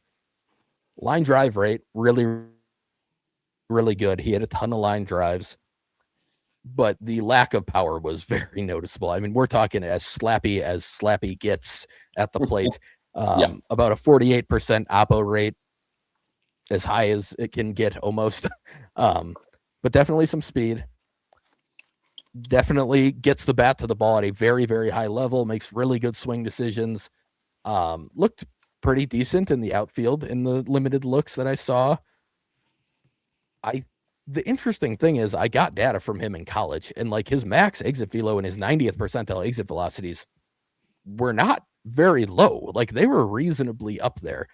So to me, that points to a guy who might be able to put some pop in the bat as he progresses and as he gets used to pro ball. And perhaps there was a level of like, okay, my first time facing this level of pitching, I'm going to just be the guy who gets on base, hits the ball the other way, hits line drives. And unlike Ebel, I didn't think the Oppo approach was because he was getting blown up. I think it was because he was literally just trying to hit line drives to left field. Yep. So I liked a lot of what I saw, and I've been watching some video of him in the offseason. Like, I think there's bat speed there. If he can get to the power in games, like, I think there's a lot to like offensively. And he's a good athlete. And like, I like the swing actually, especially in the video I'm seeing. Like, there's some Curtis Granderson to the swing. Like, it's a weird profile, and there's still a lot that you need to see. But for me, if the power comes, I think he could be a really, really fun prospect. But I guess, did you see anything different in the small sample? No, I the 6 foot, man, he looked smaller when I watched. But he's Yeah. built. He's not weak. He's compact. So maybe that was just it. But he was playing winning baseball from the moment he got there. Like he was getting on base, he was moving on base. He was absolutely when a team was absolutely struggling and lacked, as Deturi was just falling off the face of the earth again, and Mm-hmm. mired in another second half slump. He was getting on base. He was giving guys opportunities, and so that to me was the most noticeable thing. And I totally agree with you. He was doing it with purpose. Like he was finding hits, and he knew, and he was identifying Yeah. in the zone, and just was a pro hitter already. Reminded me a lot of Sal Frelick, frankly, in that Mm-hmm. regard. A little less ability, I think, in the outfield, but not going to hurt you there at all. He can cover ground. But yeah, I think he's going to be an interesting player this year for sure. I'm excited to see where they place him. I think he could very easily end up in Biloxi by the year end. That wouldn't surprise me in the least. And so I think he's definitely starting Wisconsin. Mm-hmm. I think that's a foregone conclusion. He's 22. But yeah, he's a guy that can, lead off, maybe hit Yeah. ninth, maybe hit seventh, maybe even, down at sixth area, but he's going to give you meaningful at bats for sure. He's a fun player. I liked him quite a bit. Yeah. Agreed. Opposite end of the spectrum in terms of Yeah. profile here. Jose Yeah. Anderson. Um, very, very much a all or nothing type of approach at the plate right now. I shouldn't even say that, especially when he first got to low A. That was the approach. I think it improved quite a bit as the season went on. Um, but a guy who the strikeout rate includes his complex league one, it was higher in low A than 28.5 that's on the screen. The whiff rate was about 35%. There was power there, absolutely, although some of it, again, from the complex league, but he hit a bunch of fly balls. He hit a limited amount of grounders. He pulls the ball a decent amount. He's a very, very good athlete. He was 18 all season. For me, I think we're kind of going to go similar to what we saw with like Payne and Battanti. Like the stuff you hope to see is definitely there. There are a lot of tools, but fair to say some things that they definitely need to work. And unlike the other two, like the walks weren't at the same level that they were for Payne and Battanti. So I think he's a little bit more of a free swinger in general.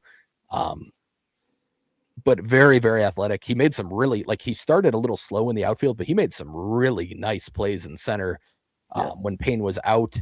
And then as the season progressed, and you could see that the athleticism on display, and when he gets a good jump, how much ground he can truly cover. So ton of talent here, but for me, similar to what we talked about with Payne and Battanti, like, and maybe a little bit more time, I would say, than those two have to start showing some of the improvement, just given different circumstances. Not a high draft pick, a $60,000 international signing bonus, like not anything where he was expected to even be at this level at this point. But he is going to have to show improvement in the swing and miss, I think, more than anything. Yeah, 100%. He had moments throughout the season where I was like, oh, did he turn the corner? Like, and then no.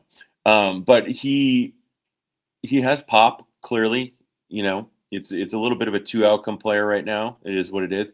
But yeah, to your point on the defense, he was very pleasantly surprising at his center field level. Yeah. Like, I was not expecting to leave the season where I was thinking he might be a better center fielder than he is a right fielder, which is saying a lot. And so he's very capable out there. You wouldn't think so, but he certainly is. He's athletic, way more athletic than you think, given how you see his current approach at the plate. I'd love to see him, get a little more patient, a little more disciplined, a little more being, able to identify pitches, and hopefully that comes with reps. And of course, with every one of the guys that come in from the DSL circuit that end up having swing and miss, the fear that I get in terms of, okay, are they going to go the Edwarki Fernandez route, or are they going to go, a different route? He has more tools than Edwarki ever did, and that he's just a better athlete. But that is the concern there. But man, really showed glimpses. Really, and it's just another young, raw, inexperienced player. And so the obvious thing with all of these guys is got to cut down on the whiff rate, got to get better contact, more, got to be more than a strikeout or an extra base hit. Yeah. And so hopefully that can happen. Yep. All right. These 5 others of note, we got a couple questions on them, but we're going to run through them a little bit quicker. So Tyler Rodriguez, Filippo Deturi, Luis Lameda, who you mentioned a little bit earlier as well, Edgardo Ordonez, and Demetrio Nadal. We got questions about Deturi and Ordonez. So Peter GB asked, how much patience should I have with Battanti and Deturi, or should I jump off the bandwagon already, as they keep teasing with potential but never consistent and seem to struggle in the second half? So I think we'd both agree that Battanti's on a different level than Deturi in terms of prospectum and actual ceiling, and just they shouldn't really be lumped together, I would say. But yeah, for me personally, I'll answer it quick and you can talk about it too. But for me, Deturi just never really looked the part to me. Like, he started the season well and showed some power that we hadn't seen in 2025. But I just never really bought it with him. Like, watching him, it just never really looked the part to me. The numbers weren't all that good, but like, he had gotten good feedback from scouts, and I was like, maybe I'm just missing it. I mean, I absolutely could be. But I just never really saw it with him. And for me, like, he's in the others of note, but unlike some of the others, like, he's kind of trending down that direction. And I think some of the others are like, yeah, I could see them moving into the other tier above it at some point. So for me, if you're going to jump off a bandwagon, it would be Deturi between those two. But what are your thoughts, Joseph? Yeah, man, it's interesting. Like I really want Filippo Duterte to work out. And I think he plays a better third base than you would anticipate. Like he's got a decent enough arm. He's pretty consistent over there. But there's something I don't know. There's something missing, and it's 2 seasons in a row now. And when you have as bad a second halves as he has stacked, I don't know if is he getting tired? Is it just needing to get stronger? I don't know. I mean, but he's had really bad second halves, like Yeah. prolonged slumps over the course of 2+ months in each season. Um, and he's getting every opportunity in the world to get out of it. And the Brewers clearly like him. And on the other hand, I thought when he was good in the first half of the year, I thought he was better than he was at any point in time the year prior. So I was like, oh, okay, maybe we're achieving another level. But then, man, just literally fell off the face of it. Just fell off a cliff. It was like a precipitous decline in production. Yeah. Um, and so that makes that to me, or other players where I'm like, well, I'm not really concerned about that with Deturi. That actually, I'm concerned about that because I don't know what fixes that. I just don't know. Yeah. Is it just streaky because he's young? Is it somebody who just doesn't have the stamina for a season and then becomes a part player? I don't know. Um, but yeah, I liked more of what I saw in him when he was good in 2025. But man, that familiarity of when he wasn't good that gave me pause. And so I think I like him more than you actually do. Um, but that doesn't mean I'm confident. But Yeah. I know the Brewers really like him, and so I tend to Yeah. look at that, and I tend to maybe he just needs more time. But when you have a guy who's not as good of an athlete, right? Like he's clear he doesn't have he's not a twitchy athlete, but he's fluid, right? He's smooth. But then you're wondering is he a finesse player in the end? But man, 10 home runs this year, pretty good pop.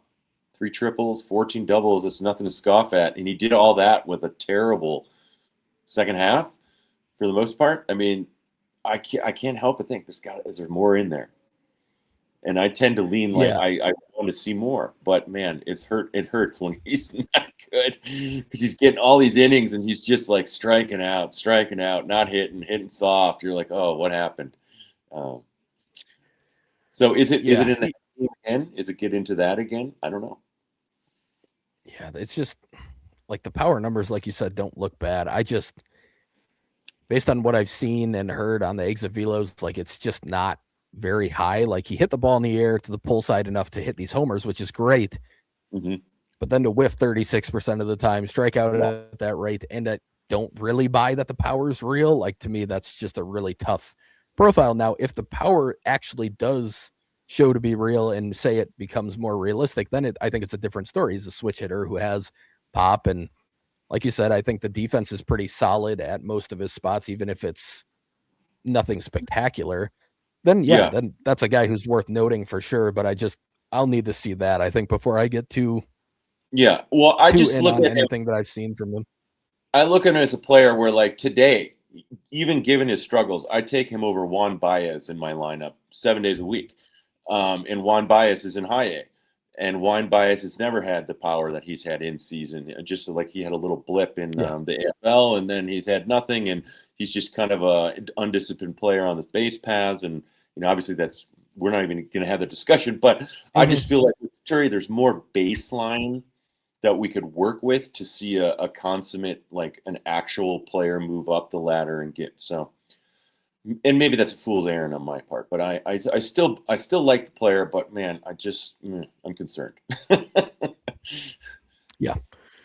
The other question we got in this tier is from Do Wizard. He asked, "Is Edgardo Ordonez a bounce back possibility?"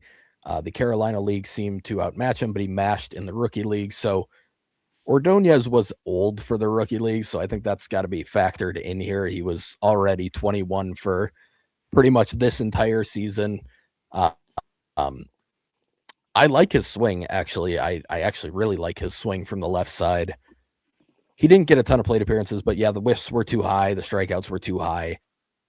I don't think he necessarily has like a great idea of what he's doing at the plate just watching him, like in terms of the approach. But there's some pop there. I've seen him hit the ball. I believe I've seen a 108 from him when he's before. Like there's some pop there. It's a catcher with the lefty swing, but for me, more than I mean, to me, he's probably just org depth for the most part, with a little bit more of an interesting tool set than most people do, and younger than most org depth would be. But that's kind of where I see him. What about you? Yeah, I mean, the fact that we don't even have Yannick Walter on there kind of tells you he's definitely org Yeah. depth and a tier up. But I think that at the end of the season, and we spoke to it last episode, the catcher that actually caught my eye was Kevin Garcia. Um, he Yep. was the guy that, to me, it was like, ooh, there's some goods here that felt projectable. Whereas I agree with you, that's more than likely org depth. He's going to more than likely struggle to carve out a niche as he moves up. But maybe. Never know. Agreed. All right. Quickly on Tyler Rodriguez. For me, I really like the actual visual swing. He played a bunch of different positions this year. I think he's a good athlete in general, but I think he's got next to zero power right now. And the approach at the plate isn't at the level of like a Ragsdale where, okay, you don't have the power, but you could still be a really good hitter. I think that's not quite there for him. So that's how I look at him. Lameda is not too different, honestly. I like his swing. I think he has a pretty decent approach. Plays, again, a decent amount of positions. Nadal kind of fits the same thing. Like all three of them are kind of similar, not exactly the same. I think Rodriguez, to me, probably has the best bat to ball ability of the three, but I also think Nadal probably has a little bit more power, or at least potential power, than the others do. And I actually liked Nadal at short when he played it in spring training. I saw him a few times, and then he pretty much only played the outfield in Carolina. So I think he could play infield without any issue. But that's how I view those three. Do you have anything on those three that you want to get in before we move to the pitching? Yeah, I think it's important to point out that Nadal was reassigned to the complex, Yep. whereas Tyler and Luis, they came up and stayed. Lameda had a really awesome torrid stretch like midsummer, and then as happens within the organizational plan, he started getting like spot playing time. I know, and Yeah. as almost happens every season, I'm like, why isn't Lameda playing more? Um, but yeah, he actually is a better athlete than I knew. Like I really liked his movement. Tyler, he actually played some really solid defense in left field, like surprisingly so for a guy that was typically thought of as an infielder. I think there's a really good athlete there. The thoughts I had about him as a sleeper last year, in terms of I liked his movement that I had seen, absolutely validated. I felt, and man, if he could get any power, there's a player here. As is, Yeah. it's just he's another slap hitter in a way, but just has really no power at all right now. But I also like the swing there, and I just man, could it be there? So yeah, Nadal, he just struggled for a stretch, and then he was reassigned. But in fairness to him, he did quite well when he was reassigned to the complex. Like he didn't like not produce down there. He was actually Mm-hmm. producing. So Yeah. All right. We will move to the pitching tiers here. Probably not. Well, we did get a decent amount of questions still on these, so we will have a good amount to talk about, I think, still. So moving right into it and starting with, I think, the starter upside. And for me, this was a pretty easy one to put together. I think maybe the last one could be questioned a little bit in terms of starter upside, but it's a lot of teenage pitchers, and then there's a recent college pick in here as well. So Ethan Dorches, Jaden Dubanowitz, both of them mentioned during the recap. Melvin Hernandez also mentioned during the recap. Bryce Message, the Brewers' second round pick in 2024. And then Travis Smith, who was a day 3 pick in 2024 out of Kentucky. Those are the 5 in this group. So going to Dorches first, and I think this is one that you heard about what he was doing in the ACL, and there was some really high praise for some of the stuff people were seeing from him. Overall numbers really, really solid. 2.74 ERA. The FIP doesn't quite line up. It's 3.77, but that's still well above average itself. The strikeout rate at 26.7%. The walk rate, I would say, probably one of the main concerns, if there is one. Nothing crazy, but over 10. You don't love seeing double digits on a walk rate ever. But just overall, like he was 18 all season. He was a 10th round pick the year before out of high school. And we were seeing a guy who was throwing 92, 93, up to 95. He has all three fastballs. He's got a nasty splitter. He's got a pretty good slider. Just a ton to like here. And we got a couple questions about, well, we got one question about him specifically. So I'll get to that one first. So Ostentatious asked, how good can Ethan Dortches be? And what does he need to do to get there? So I'll let you take this one first, Joseph, but I think for me, he's one that I'm just very high on. I have been all year. Yeah, I totally agree. I mean, how good can he be? I mean, man, it's hard to say. Other than, man, at his age, with his build, jeez. And knowing that, typically the Brewers don't work on velo for him for at least another year. So he's already touching 95. He already has that triple package heater that the Brewers love. And he's already impressing scouts. He's already impressing Baseball America. Like, man, it's pretty easy to dream on what might actually be hidden in this kind of player. Yeah, I'm probably, I don't know, I might even be higher on him than you are. I know that you're already high on him, but I just feel like when you get these high school arms that are doing this type of output, they're already playing up. They're not phased by the level of competition. Oh man, that's just like it's an extremely valuable commodity for an organization like the Brewers to have this 19-year-old who's promoted to low A and is not overmatched in the least. And you could argue is holding together a pitching staff that doesn't have the horses. It's just, man, I'm just as excited. Let me put it this way. I'm just as excited about Dortches as I have been about pretty much any of their high school arms, not including Mizorowski. And so Mizorowski was just, that's a different level of stuff. But Dortches, man, he's right up there. He's just right up there. And we'll get into it, but I feel the same way about Dubanowitz. Like, he doesn't have the velo, but man, he's got such a funky delivery and such cool, like, long limbs, and he clearly knows how to pitch, and like he's deceptive and he's got movement. Like, man, I did not think I was going to be as excited about Dubanowitz, and then I saw him pitch, and I was like, oh, this is fun. And so, a little higher, he's a little higher just because he already has that velo, and he's got a little bit more of the build I like. But man, Dubanowitz is just as exciting in a different way. Yeah.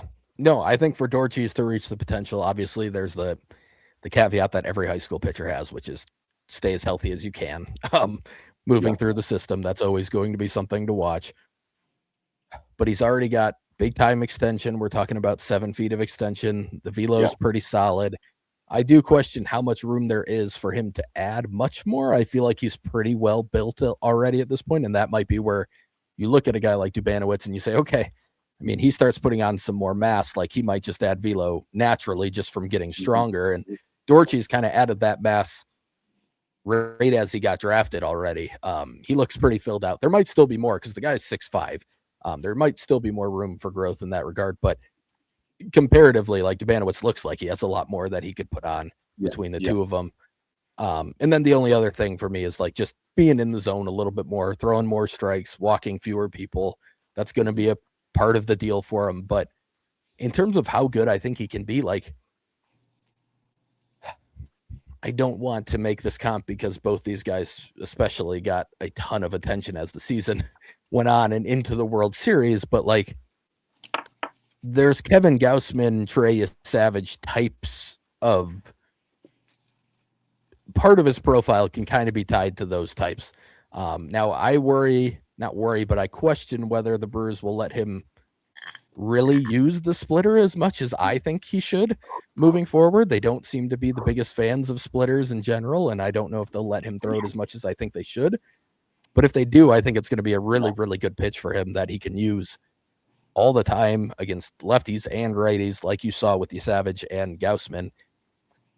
But yeah, I mean, the ceiling is super high here. Other than, like, for me, it's Letson and then Message, Dortches, and Dubanowitz are kind of getting into that next tier of high school guys where it's like these are three guys that I just really, really find interesting. And then Letson is a step above all of them for me right now, but that's the only one. So, yeah, he's a really, really fun arm, and we can just jump right into Dubanowitz because we've already talked a bunch about him here. But real quickly, I am just gonna say that I hope that the Brewers are finally giving in to the splitter mania.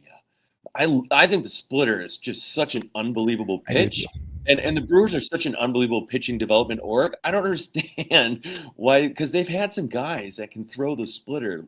I wish they would like really embrace that. Yeah.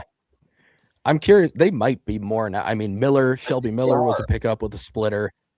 They've been adding Tobias is throwing a splitter type, at least now, like a split change. So it seems like they might be diving into a little bit more. So yeah, hopefully that is a sign that they're starting to move that way. But Dubanowitz does not throw a splitter. And like you said, the velo is not quite as high as Dortches right now, but it's not that much lower either. I mean, he's in that 91 to 93 range, maybe a little bit higher at times. It just looks funny when he's on the mound. Like his legs look so long compared to like his torso. It just doesn't look proportionate, but it also has to be a weird look for hitters. Like you said, like it's a gangly type of look, and he's got kind of arms and legs coming at you. But he didn't walk hardly anybody this year. Really, really low walk rate. He kind of let his defense play. He's not a huge swing and miss guy right now, although I think there's room for that to happen, especially with the slider as he keeps. And then to lefties, I like the changeup a lot for him too. I think he actually has a pretty good changeup. So the secondaries are pretty good. The fastballs, the shapes that we've seen when he was on StatCast for a couple games in the ACL, not great. It's a low slot despite his height, so like that does help some of them play up a little bit, but I think the fastball shapes are going to be the thing that he's going to have to try to either become more of a sinker ball guy or maybe try and figure out a way to get a little bit more ride on the four seam. But I think that's where I see him going next in terms of development. But man, you throw a ton of strikes, you get the ball in play, and then you also just have solid stuff for a 19-year-old. Yeah, you're going to catch anyone's attention. And like we talked about, and like it's a weird delivery. It's a kind of a weird body type. It's kind of flailing around, and then you have all that going for you while you throw strikes. That's not really a common thing. Normally people who look like that or have a delivery that looks like it's a little all over the place are going to pitch all over the place. And that was not the case at all for him. So he was one that I really, like you said, didn't know what we were getting. Didn't honestly super see the vision when I saw some of the pitch shapes. But once I watched him pitch on video in Carolina, like, okay, yeah, no, I get it. There's a lot to like here, and there's a lot of development left for him. I think that could lead to some pretty good things. Yeah, that's the most important thing there. Like, it just feels like a ball of clay, and he already has so many interesting traits. And I would also add, he wasn't really, when he first, he just wasn't, guys weren't hitting the ball hard when he first got there. They were just making weak contact. And that delivery, it's like octopus arms. It's just wild. It's fascinating to watch. Like, his pants look super jacked, but I just think there's a lot more there to potentially explore, and that's what I get most excited about, given the fact that, as you pointed out, wasn't throwing a lot of balls, wasn't walking guys, wasn't afraid of contact, and man, if he could tap in to a little better heater profile. As you were saying, sinker, maybe a cutter. Man, I just feel like there's a lot of projectable unknown here that is pretty tantalizing. Yeah. Yep. Agreed. All right. Next one in this list, Melvin Hernandez. Um, if you're seeing this in front of you on your screen, he's listed at 139 for weight. I'm not sure he's quite that skinny still. That's his signing weight, but the guy is skinny. So like he's probably like 150 max. That said, he had such a good season, and similar to Dubanowitz, it's not a ton of swing and miss. It's not a ton of strikeouts, but it's very, very low walk. It's a much higher ground ball rate than we saw from Dubanowitz. And that it shouldn't be surprising if you watched him pitch. It is a heavy sinker, only thrown like 88, 89 on average. You'll see a couple 90s thrown in there, 91 a couple times this year I saw, but most of it's going to be 88, 89, 90. He throws a four seam, and that one he'll mix in more for like a swing and miss at the top of the zone. That one I've seen a little bit higher. I saw a 92, I think, a couple times when he tried to mix in the high four seam. It's a really good changeup, and he uses it quite a bit to righties and lefties. He throws it in any count. Frankly, he throws the breaking ball in any count too. It's not, I would say, at the same level as the changeup, but it's not a bad pitch either. It's a really wide repertoire of pitches that he can command, that he can throw pretty much anywhere in the zone. It's going to be a matter of, does the velo come around? And does it improve? And can he add some weight and some strength? If it's even 92 on average, I think this stuff is going to play. I don't think it needs to get to some crazy number. Like I don't think it needs to get into the mid-90s by any stretch of the imagination. I do think it needs to be at least that 91 to 93 range on a pretty consistent basis for it to be anything that can be looked at as like a true future big league starter. But if it does get there in the future, I think he's going to be one. And especially with the Brewers and how they operate and how they build a defense, I think he really fits with what the Brewers do. And he was a guy who like caught my eye at the end of last season. But this year, it was just, he was really fun to watch. And not only that, the guy threw 121 innings. Like, they don't do that with teenage pitchers. So they clearly, one, like him a lot. Two, believe that his arm's going to hold up well doing that. Like, he's one that I think, even for me, I probably have him too low on my list right now. I think he's one that could definitely jump onto some lists moving forward that people don't know a ton about right now. Yeah, such an easy player to root for and like. And what a pleasure it was to be able to see him pitch an entire season. You know, he was always a guy when he was in the complex, we were like, oh, who's this young guy? He did well in the summer league. Is he going to do anything? And in the complex, like he did some things, but man, talk about a coming out party in low A. Like, his ability to compete is, I think, perhaps his most impressive trait. Like, he is unafraid of any moment, unafraid. That changeup is legitimately lights out. Like, I have no problem saying it. His changeup is filthy, and it pairs off that the sinker ball. Like, it just is, guys. Just that is his strikeout pitch, and that high four seam. He goes for. But that changeup, man. I saw so many bad swings on that in 2025. It was just remarkable. And just that he might be 160 dripping wet. He's just like, you just wouldn't imagine that he's as capable as he is. But when he is on that mound and you watch him as much as we watched him, you almost just came to expect a 6 inning, maybe a 7. He got to a 7 inning. And man, and you're watching the game, you're like, oh man, we're up 2-1, and oh man, we're in the 6th inning. How many pitches does Melvin have? He's only got like 75 pitches. How many strikeouts? He's got like 5 strikeouts. Okay, cool. How many hits? 2. You're like, jeez. Oh, there's another changeup. Absolutely one of my favorite players in the entire system to watch on a week in, week out basis, bar none. Just loved it. Yeah, it was because you knew you were getting quality, and Right. at his age, with his stature, you just would never expect it. Yeah. But We it's got a there. question from Do Wizard on him and also Manuel Rodriguez, who we'll talk about in the high episode. But could we see a name like him in top 10 lists soon, or am I too excited? So to give a quick answer, I think you need to see that velo. I talked about like to be a big league starter. I think you need to see it get to like 91 to 93. To see him in top 10 lists, I think you probably need to see it get higher than that for him to be able to creep up onto those lists. But I really think that's it. I think it's the velo. As long as everything else holds, if the velo comes at any point, I think he flies up lists. So do you have a different opinion, or is that kind of what you think too? Yeah, I don't think top 10, but what's interesting is that I love both Manuel Rodriguez and Melvin Hernandez equally, but they're both very different pitchers, which is Mm-hmm. really fun.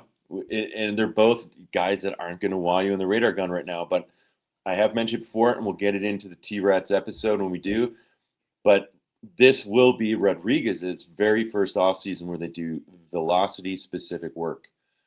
They've never done it before. And so that Yep. would mean Melvin Hernandez could potentially be due not this offseason, but the next, I believe it comes down to, or it could be the next offseason.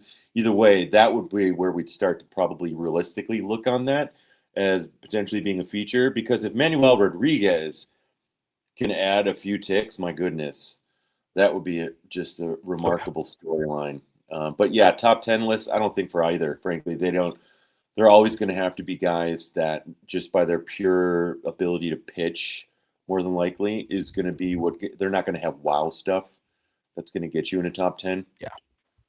It's just the nature of it. Yep. Agreed. Moving to Bryce Message, a little bit different season than some of these others in the fact that he actually underperformed like his peripherals in a lot of ways. His FIP was about 0.6 better than his ERA was. He had a very good start to his career for the most part. He was looking really good. The stuff was, he was up to 98 on his fastball a couple times.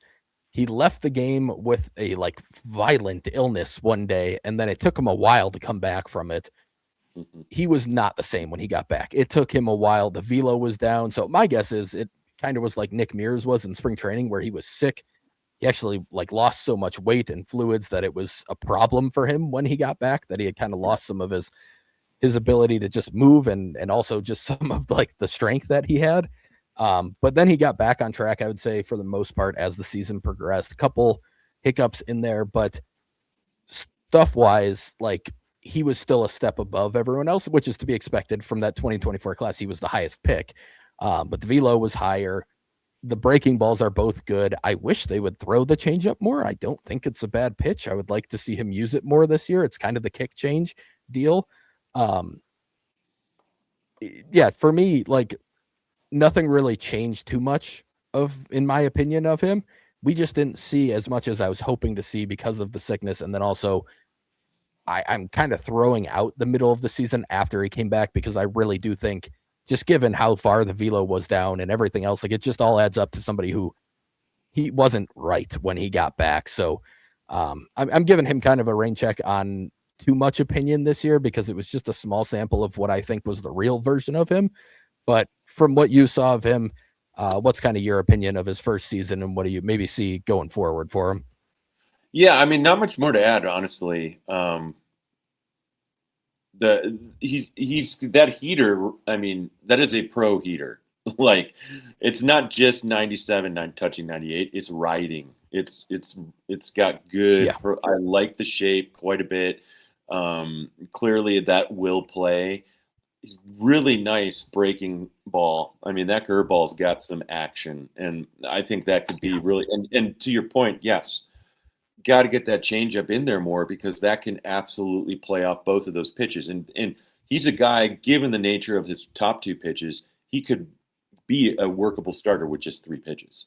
I imagine he'll add a fourth, but you never know. He Um, threw a slider a decent amount this year too. that's He right. did mix in the slider a decent amount. That's right. That's right. Good point. But yeah, it's hard. Like you were saying, like he started out really well, and then I think it was, if I remember, he left that game. It was a super hot game as well, and it was like in the second inning they pulled him, and then we didn't see him for a while, and it was mysterious. Yeah. And then when he came back, he just didn't look like he had the strength. And so yeah, and this has come up numerous times in this conversation. But yeah, when you're dealing with young, raw, talented players, you tend to not read too much into any of it. Frankly, when you're just like, Yeah. okay, let's see if they can be healthy, then we can actually have an opinion. The raw stuff is absolutely there. It's in another tier from the guys we've already talked about. Like, I think that's pretty obvious.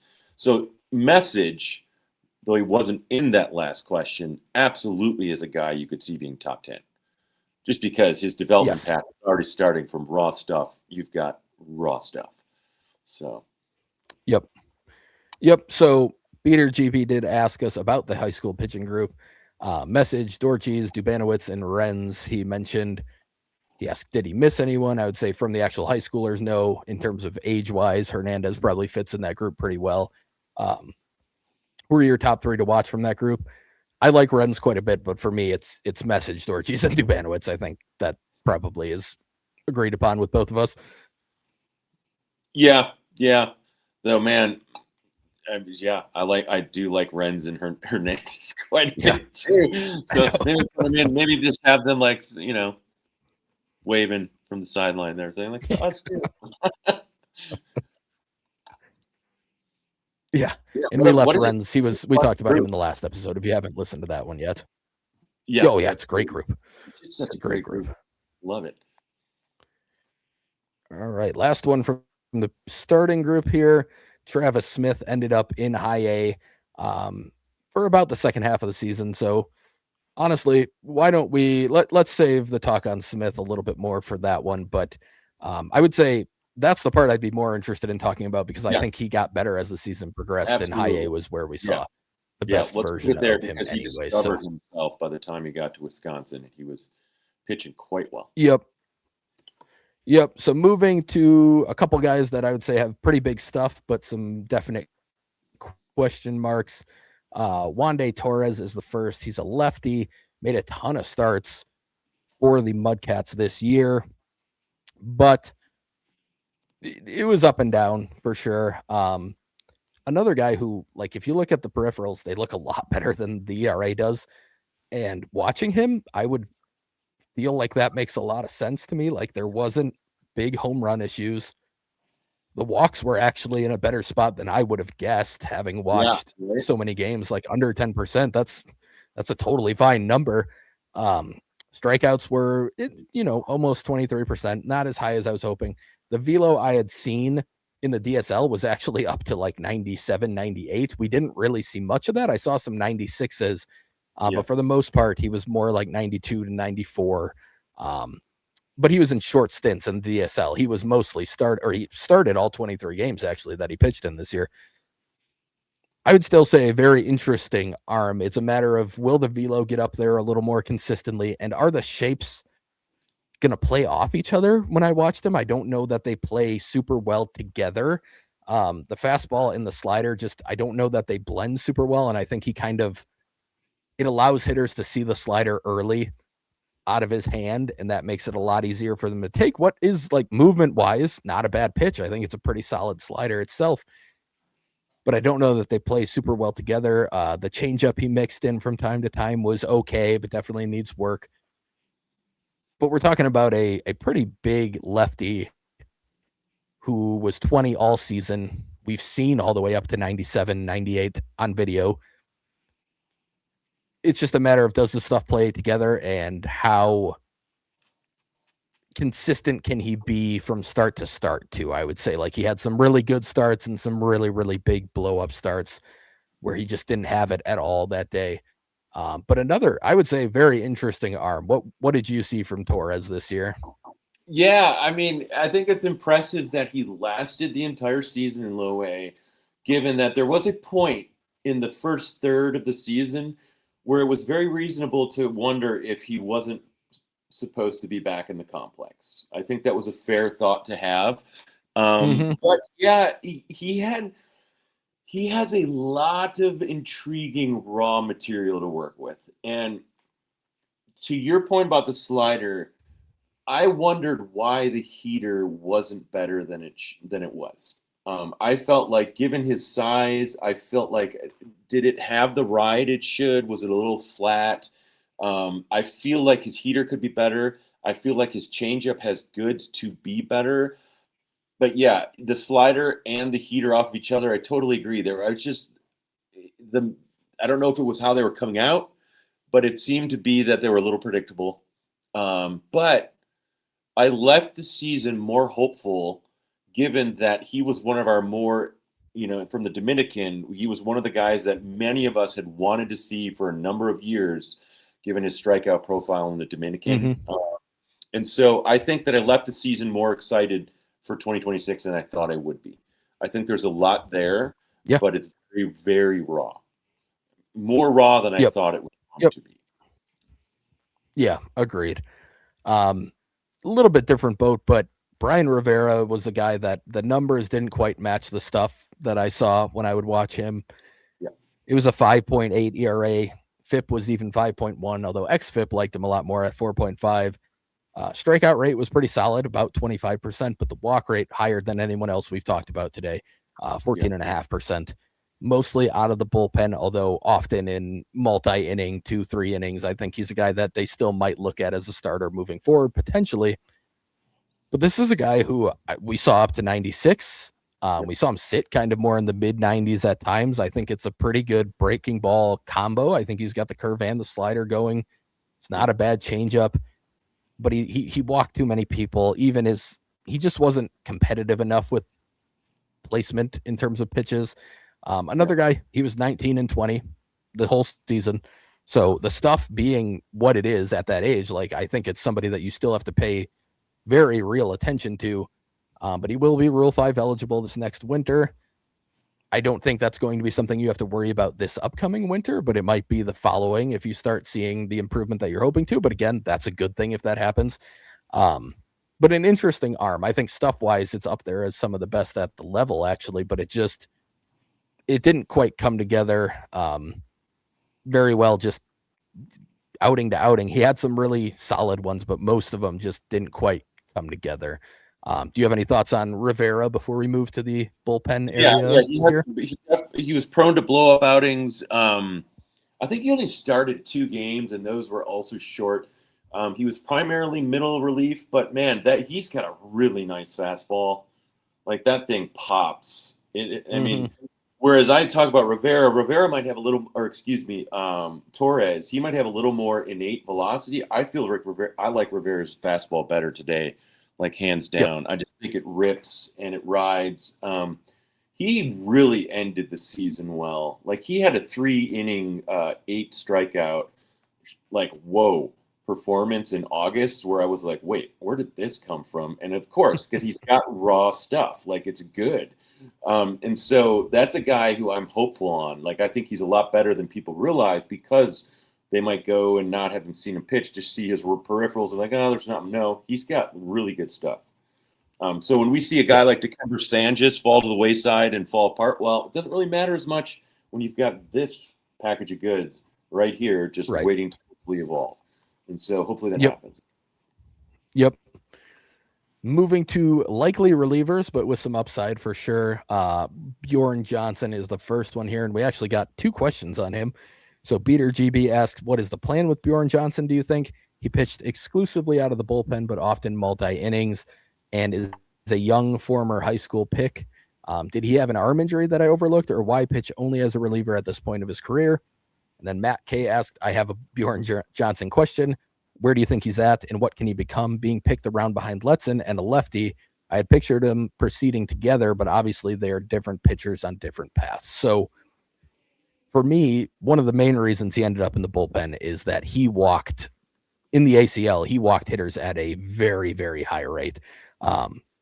It was like a batter an inning. It was really, really high. His first season of pro ball. To the extent that when I just looked at the numbers, not knowing exactly what he was doing or not seeing video of him much, I basically had written him off coming into this season. I really didn't expect much from him. And And then he was kind of a surprise placement for me on the low A roster to start the season. Turns out they knew what they were doing because I mean, especially to start the year, he had a fantastic start to the season.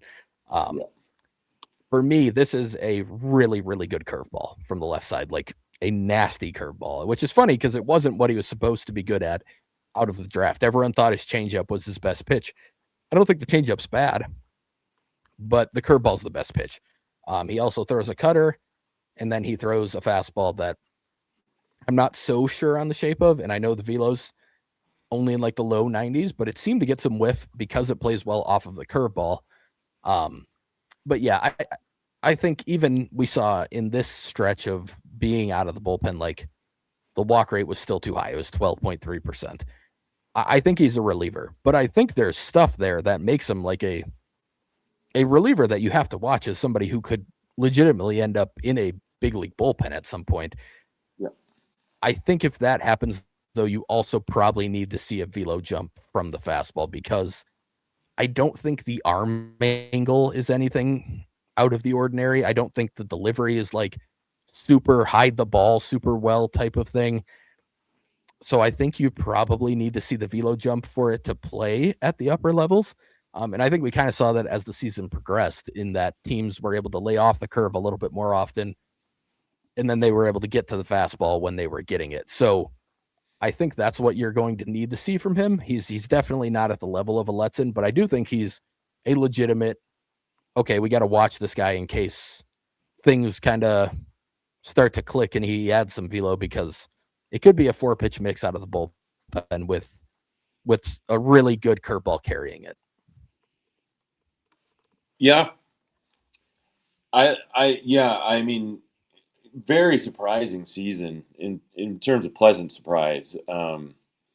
Agreed on the curveball. It's a very fun pitch. I like the deception in how I want to say this.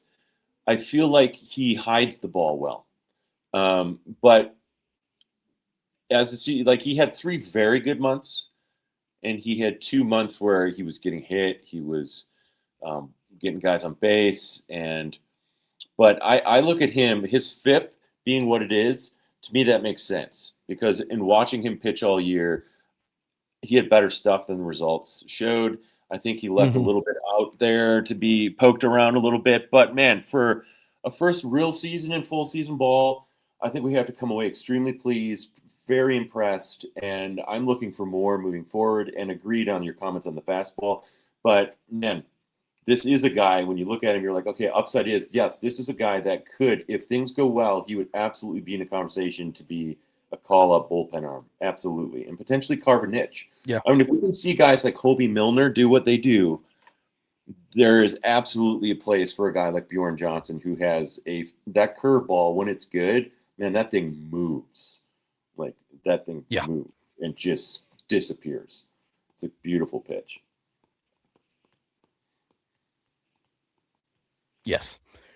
Yes, agreed. The next one on the list is one that I think people just I tried to highlight him at one point during the season when I was doing some of like my articles on Brewer Fanatic on just guys that had caught my eye that week, and Jesus Flores had a really good season. Yep. It ended up being a little shorter. He ended up dealing with an injury and missed the end of the season, but he is, from what I can tell, based on his Instagram stories and stuff, it appears that he's going to be back and healthy and ready to go this year. But he is a guy who sat 91 to 94 on his fastball, which was up this year from what I saw last year when he first got to low A. He throws the 4-seam and a 2-seam. I think it's a pretty nasty mid-80s slider that he gets a lot of swing and miss with when he throws it. And I mean, overall, a 28% whiff rate is really, really solid. It's a pretty decent upper 80s changeup that I don't think he has a great feel for right now, but the movement plays pretty well. He had a high ground ball rate. He struck out batters at a above average rate. He walked guys at a better than average rate. 3.03 ERA, 3.49 FIP, a lot of things lined up. And even despite all that, with the high ground ball rate, like he had a 0.411, they hit 411 BABIP. It was a 411 BABIP against. So like, yeah, I think he got unlucky on balls in play. the line drive rate is pretty high, so that's probably playing a role there. So that definitely is part of it, but that's still very high. Over 400 is really high. Um, I just think he's a really interesting guy, and I think the pitch mix actually lends itself to somebody who could start. But a Yep. guy who's dealing with injuries, he'll be 21 when the season starts. My guess is he kind of sticks in like this longer relief, multi-inning relief role. But he's a name that just didn't get much notoriety. Nobody really talked about, but he was having a really solid season. And just visually, I really liked what I saw. What were your thoughts when you saw Jesus Flores this past season? Well, man, his month of May was fantastic, like absolutely fantastic. I remember it like it was yesterday. He had a couple, he had a few. God, he had a couple 4 inning outings there, maybe 3 2/3 innings, I think. But like really 8 innings, didn't really give up runs. Maybe he was giving up like a hit an inning at that point. But he had like, I want to say he had 18 punch outs in May and like 13 innings. I mean, it was just a really good month. And then, yeah, we didn't see him after like the beginning of July. Ugh, it Yeah. sucks. They absolutely needed him too. That Yeah. staff absolutely needed him in the bullpen. That would have been a game changer. Like, honestly, if Flores is in that bullpen, come to the end of the season, they might actually get in. They only missed it by 3 games, and they needed those arms. So yeah, I think I think I agree too. Like there's enough there where you do wonder. Okay, he's already stretching to 4 innings. Is he going to get some starts in 2026?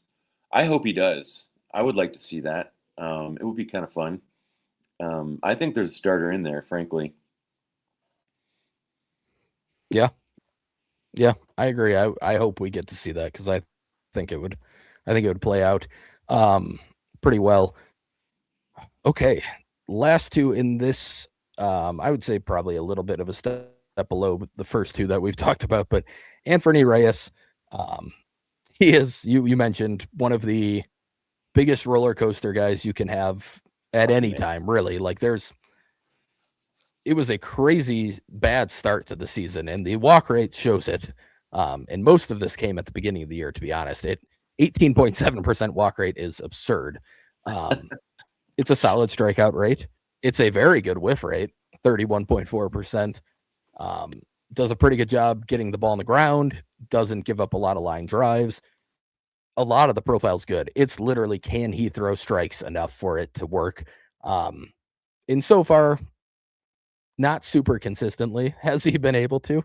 Um, but that's just kind of where he's been at. Like it's a pretty good breaking ball. It's a pretty good heavy fastball that gets the grounders and gets the bad contact. But he will have outings where he'll walk 4 guys in a row right off the bat without even like throwing a strike.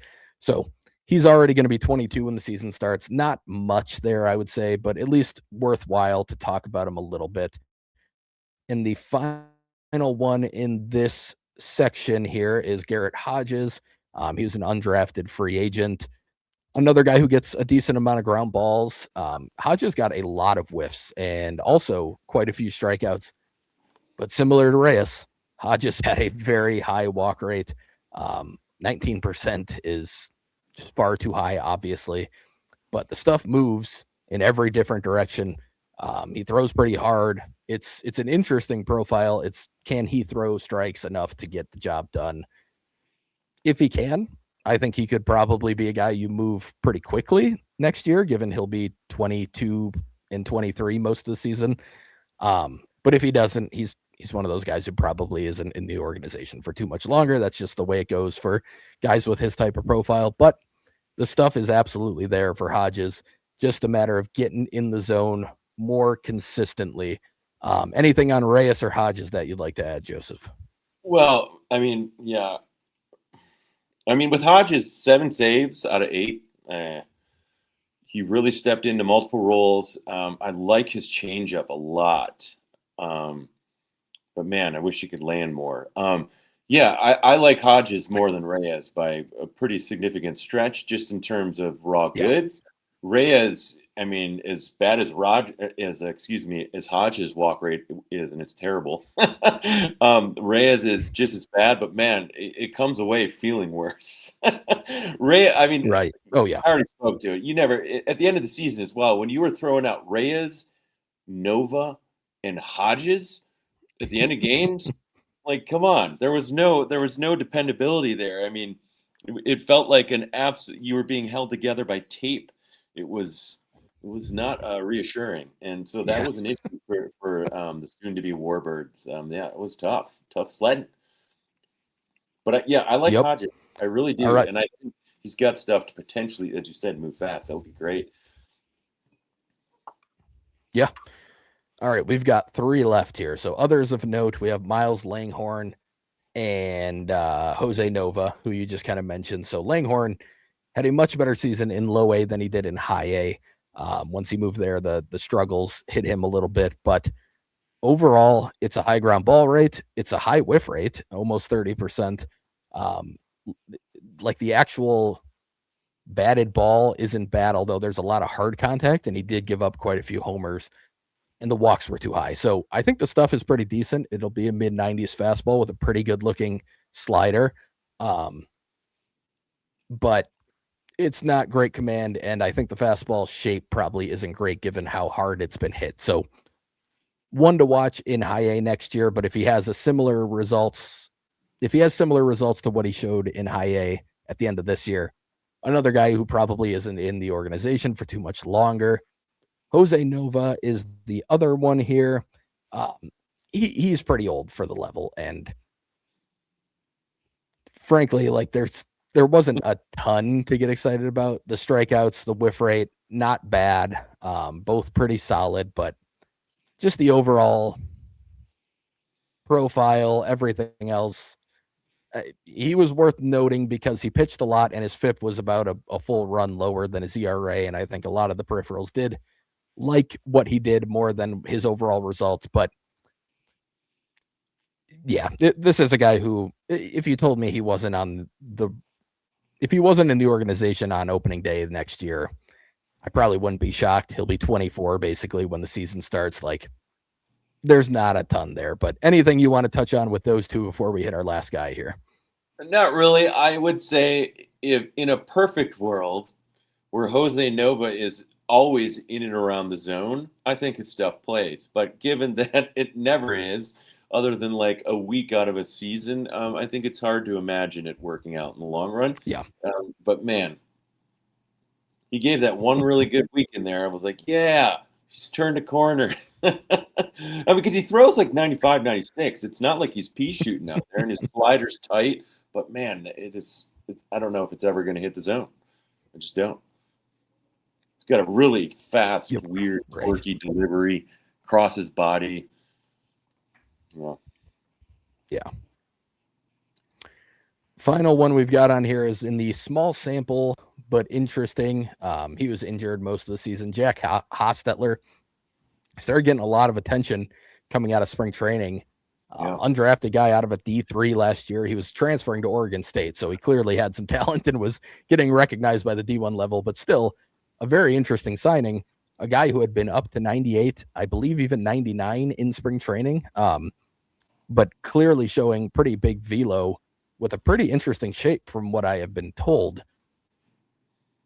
He had a weird couple of weeks in low A. Like the results, not very good. 5.52 ERA. It's small sample, but it was a 3.09 FIP. He got whiffs on over a third of the swings against him. So that's really, really good. The strikeouts didn't line up with that, though. He only had a 21% strikeout rate in that time. So that's interesting in its own right. The walk rate was in a fine spot. The ground ball rate was pretty high. The line drive rate wasn't great, but it wasn't terrible. He just gave up a lot of hits. And it didn't really fully add up to me. And like, it's a really high BABIP.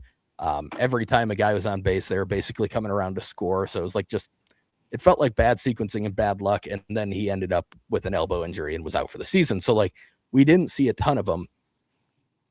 But this is a guy who like fits what the Brewers like. He's got the multiple fastballs. He throws in the mid 90s as what will be only 22 for pretty much all of next season. he gets grounders, he gets whiffs, and it's untapped potential. And I think there's definitely room to grow. And like the walk rate looked better than I think the command actually was in the outings that we were watching. But I mean, this is a really interesting arm. And if he had pitched all season, I think there's a chance we would have had a much different tier on him, but we just didn't get the opportunity to see it. But in that small sample and based on what we've heard, I guess any thoughts on Hostetler to wrap this up? Yeah, shout out Whitman. My neck of the woods. Yeah, I think to me, Hostetler is essentially our Jaron DeBerry in the wings. That's how I view him, with a little more velo there. I just think he's got a lot of raw goods there. I don't think anything we saw in the early going was emblematic of who he is as a pitcher.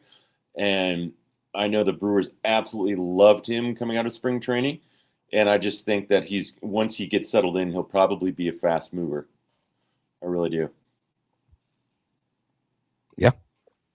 Yeah, I hope so. And I hope he's healthy to start the year. I think right now all signs are pretty good for him. But yeah, we will have to see where he goes next year. I'd imagine he'll be back in Carolina, but like you said, I think if he performs, he could move pretty quickly. So that will wrap up the low A episode. And I'm very glad we did not include Mate and Pena in this one because we already went over 2 hours and 20 minutes. 25 minutes is embarrassing. Yeah, no, it's not great on our part, but I keep saying we have better, to do better, and we will. We will do better. I am done promising that because we are absolutely not. Yeah, no, we won't. No, we won't. But hey, we might actually next time. We didn't go over 3. Granted, we only talked about one level this time, but still, talk about we didn't go the over 2025 Timber Rattlers for 2 hours and 30 minutes. God help us. God help. Yes, and he may need to because we'll find out. But appreciate you all listening. Appreciate you in the YouTube comments who are commenting on the length of these. We know we're trying, but we're not good at it.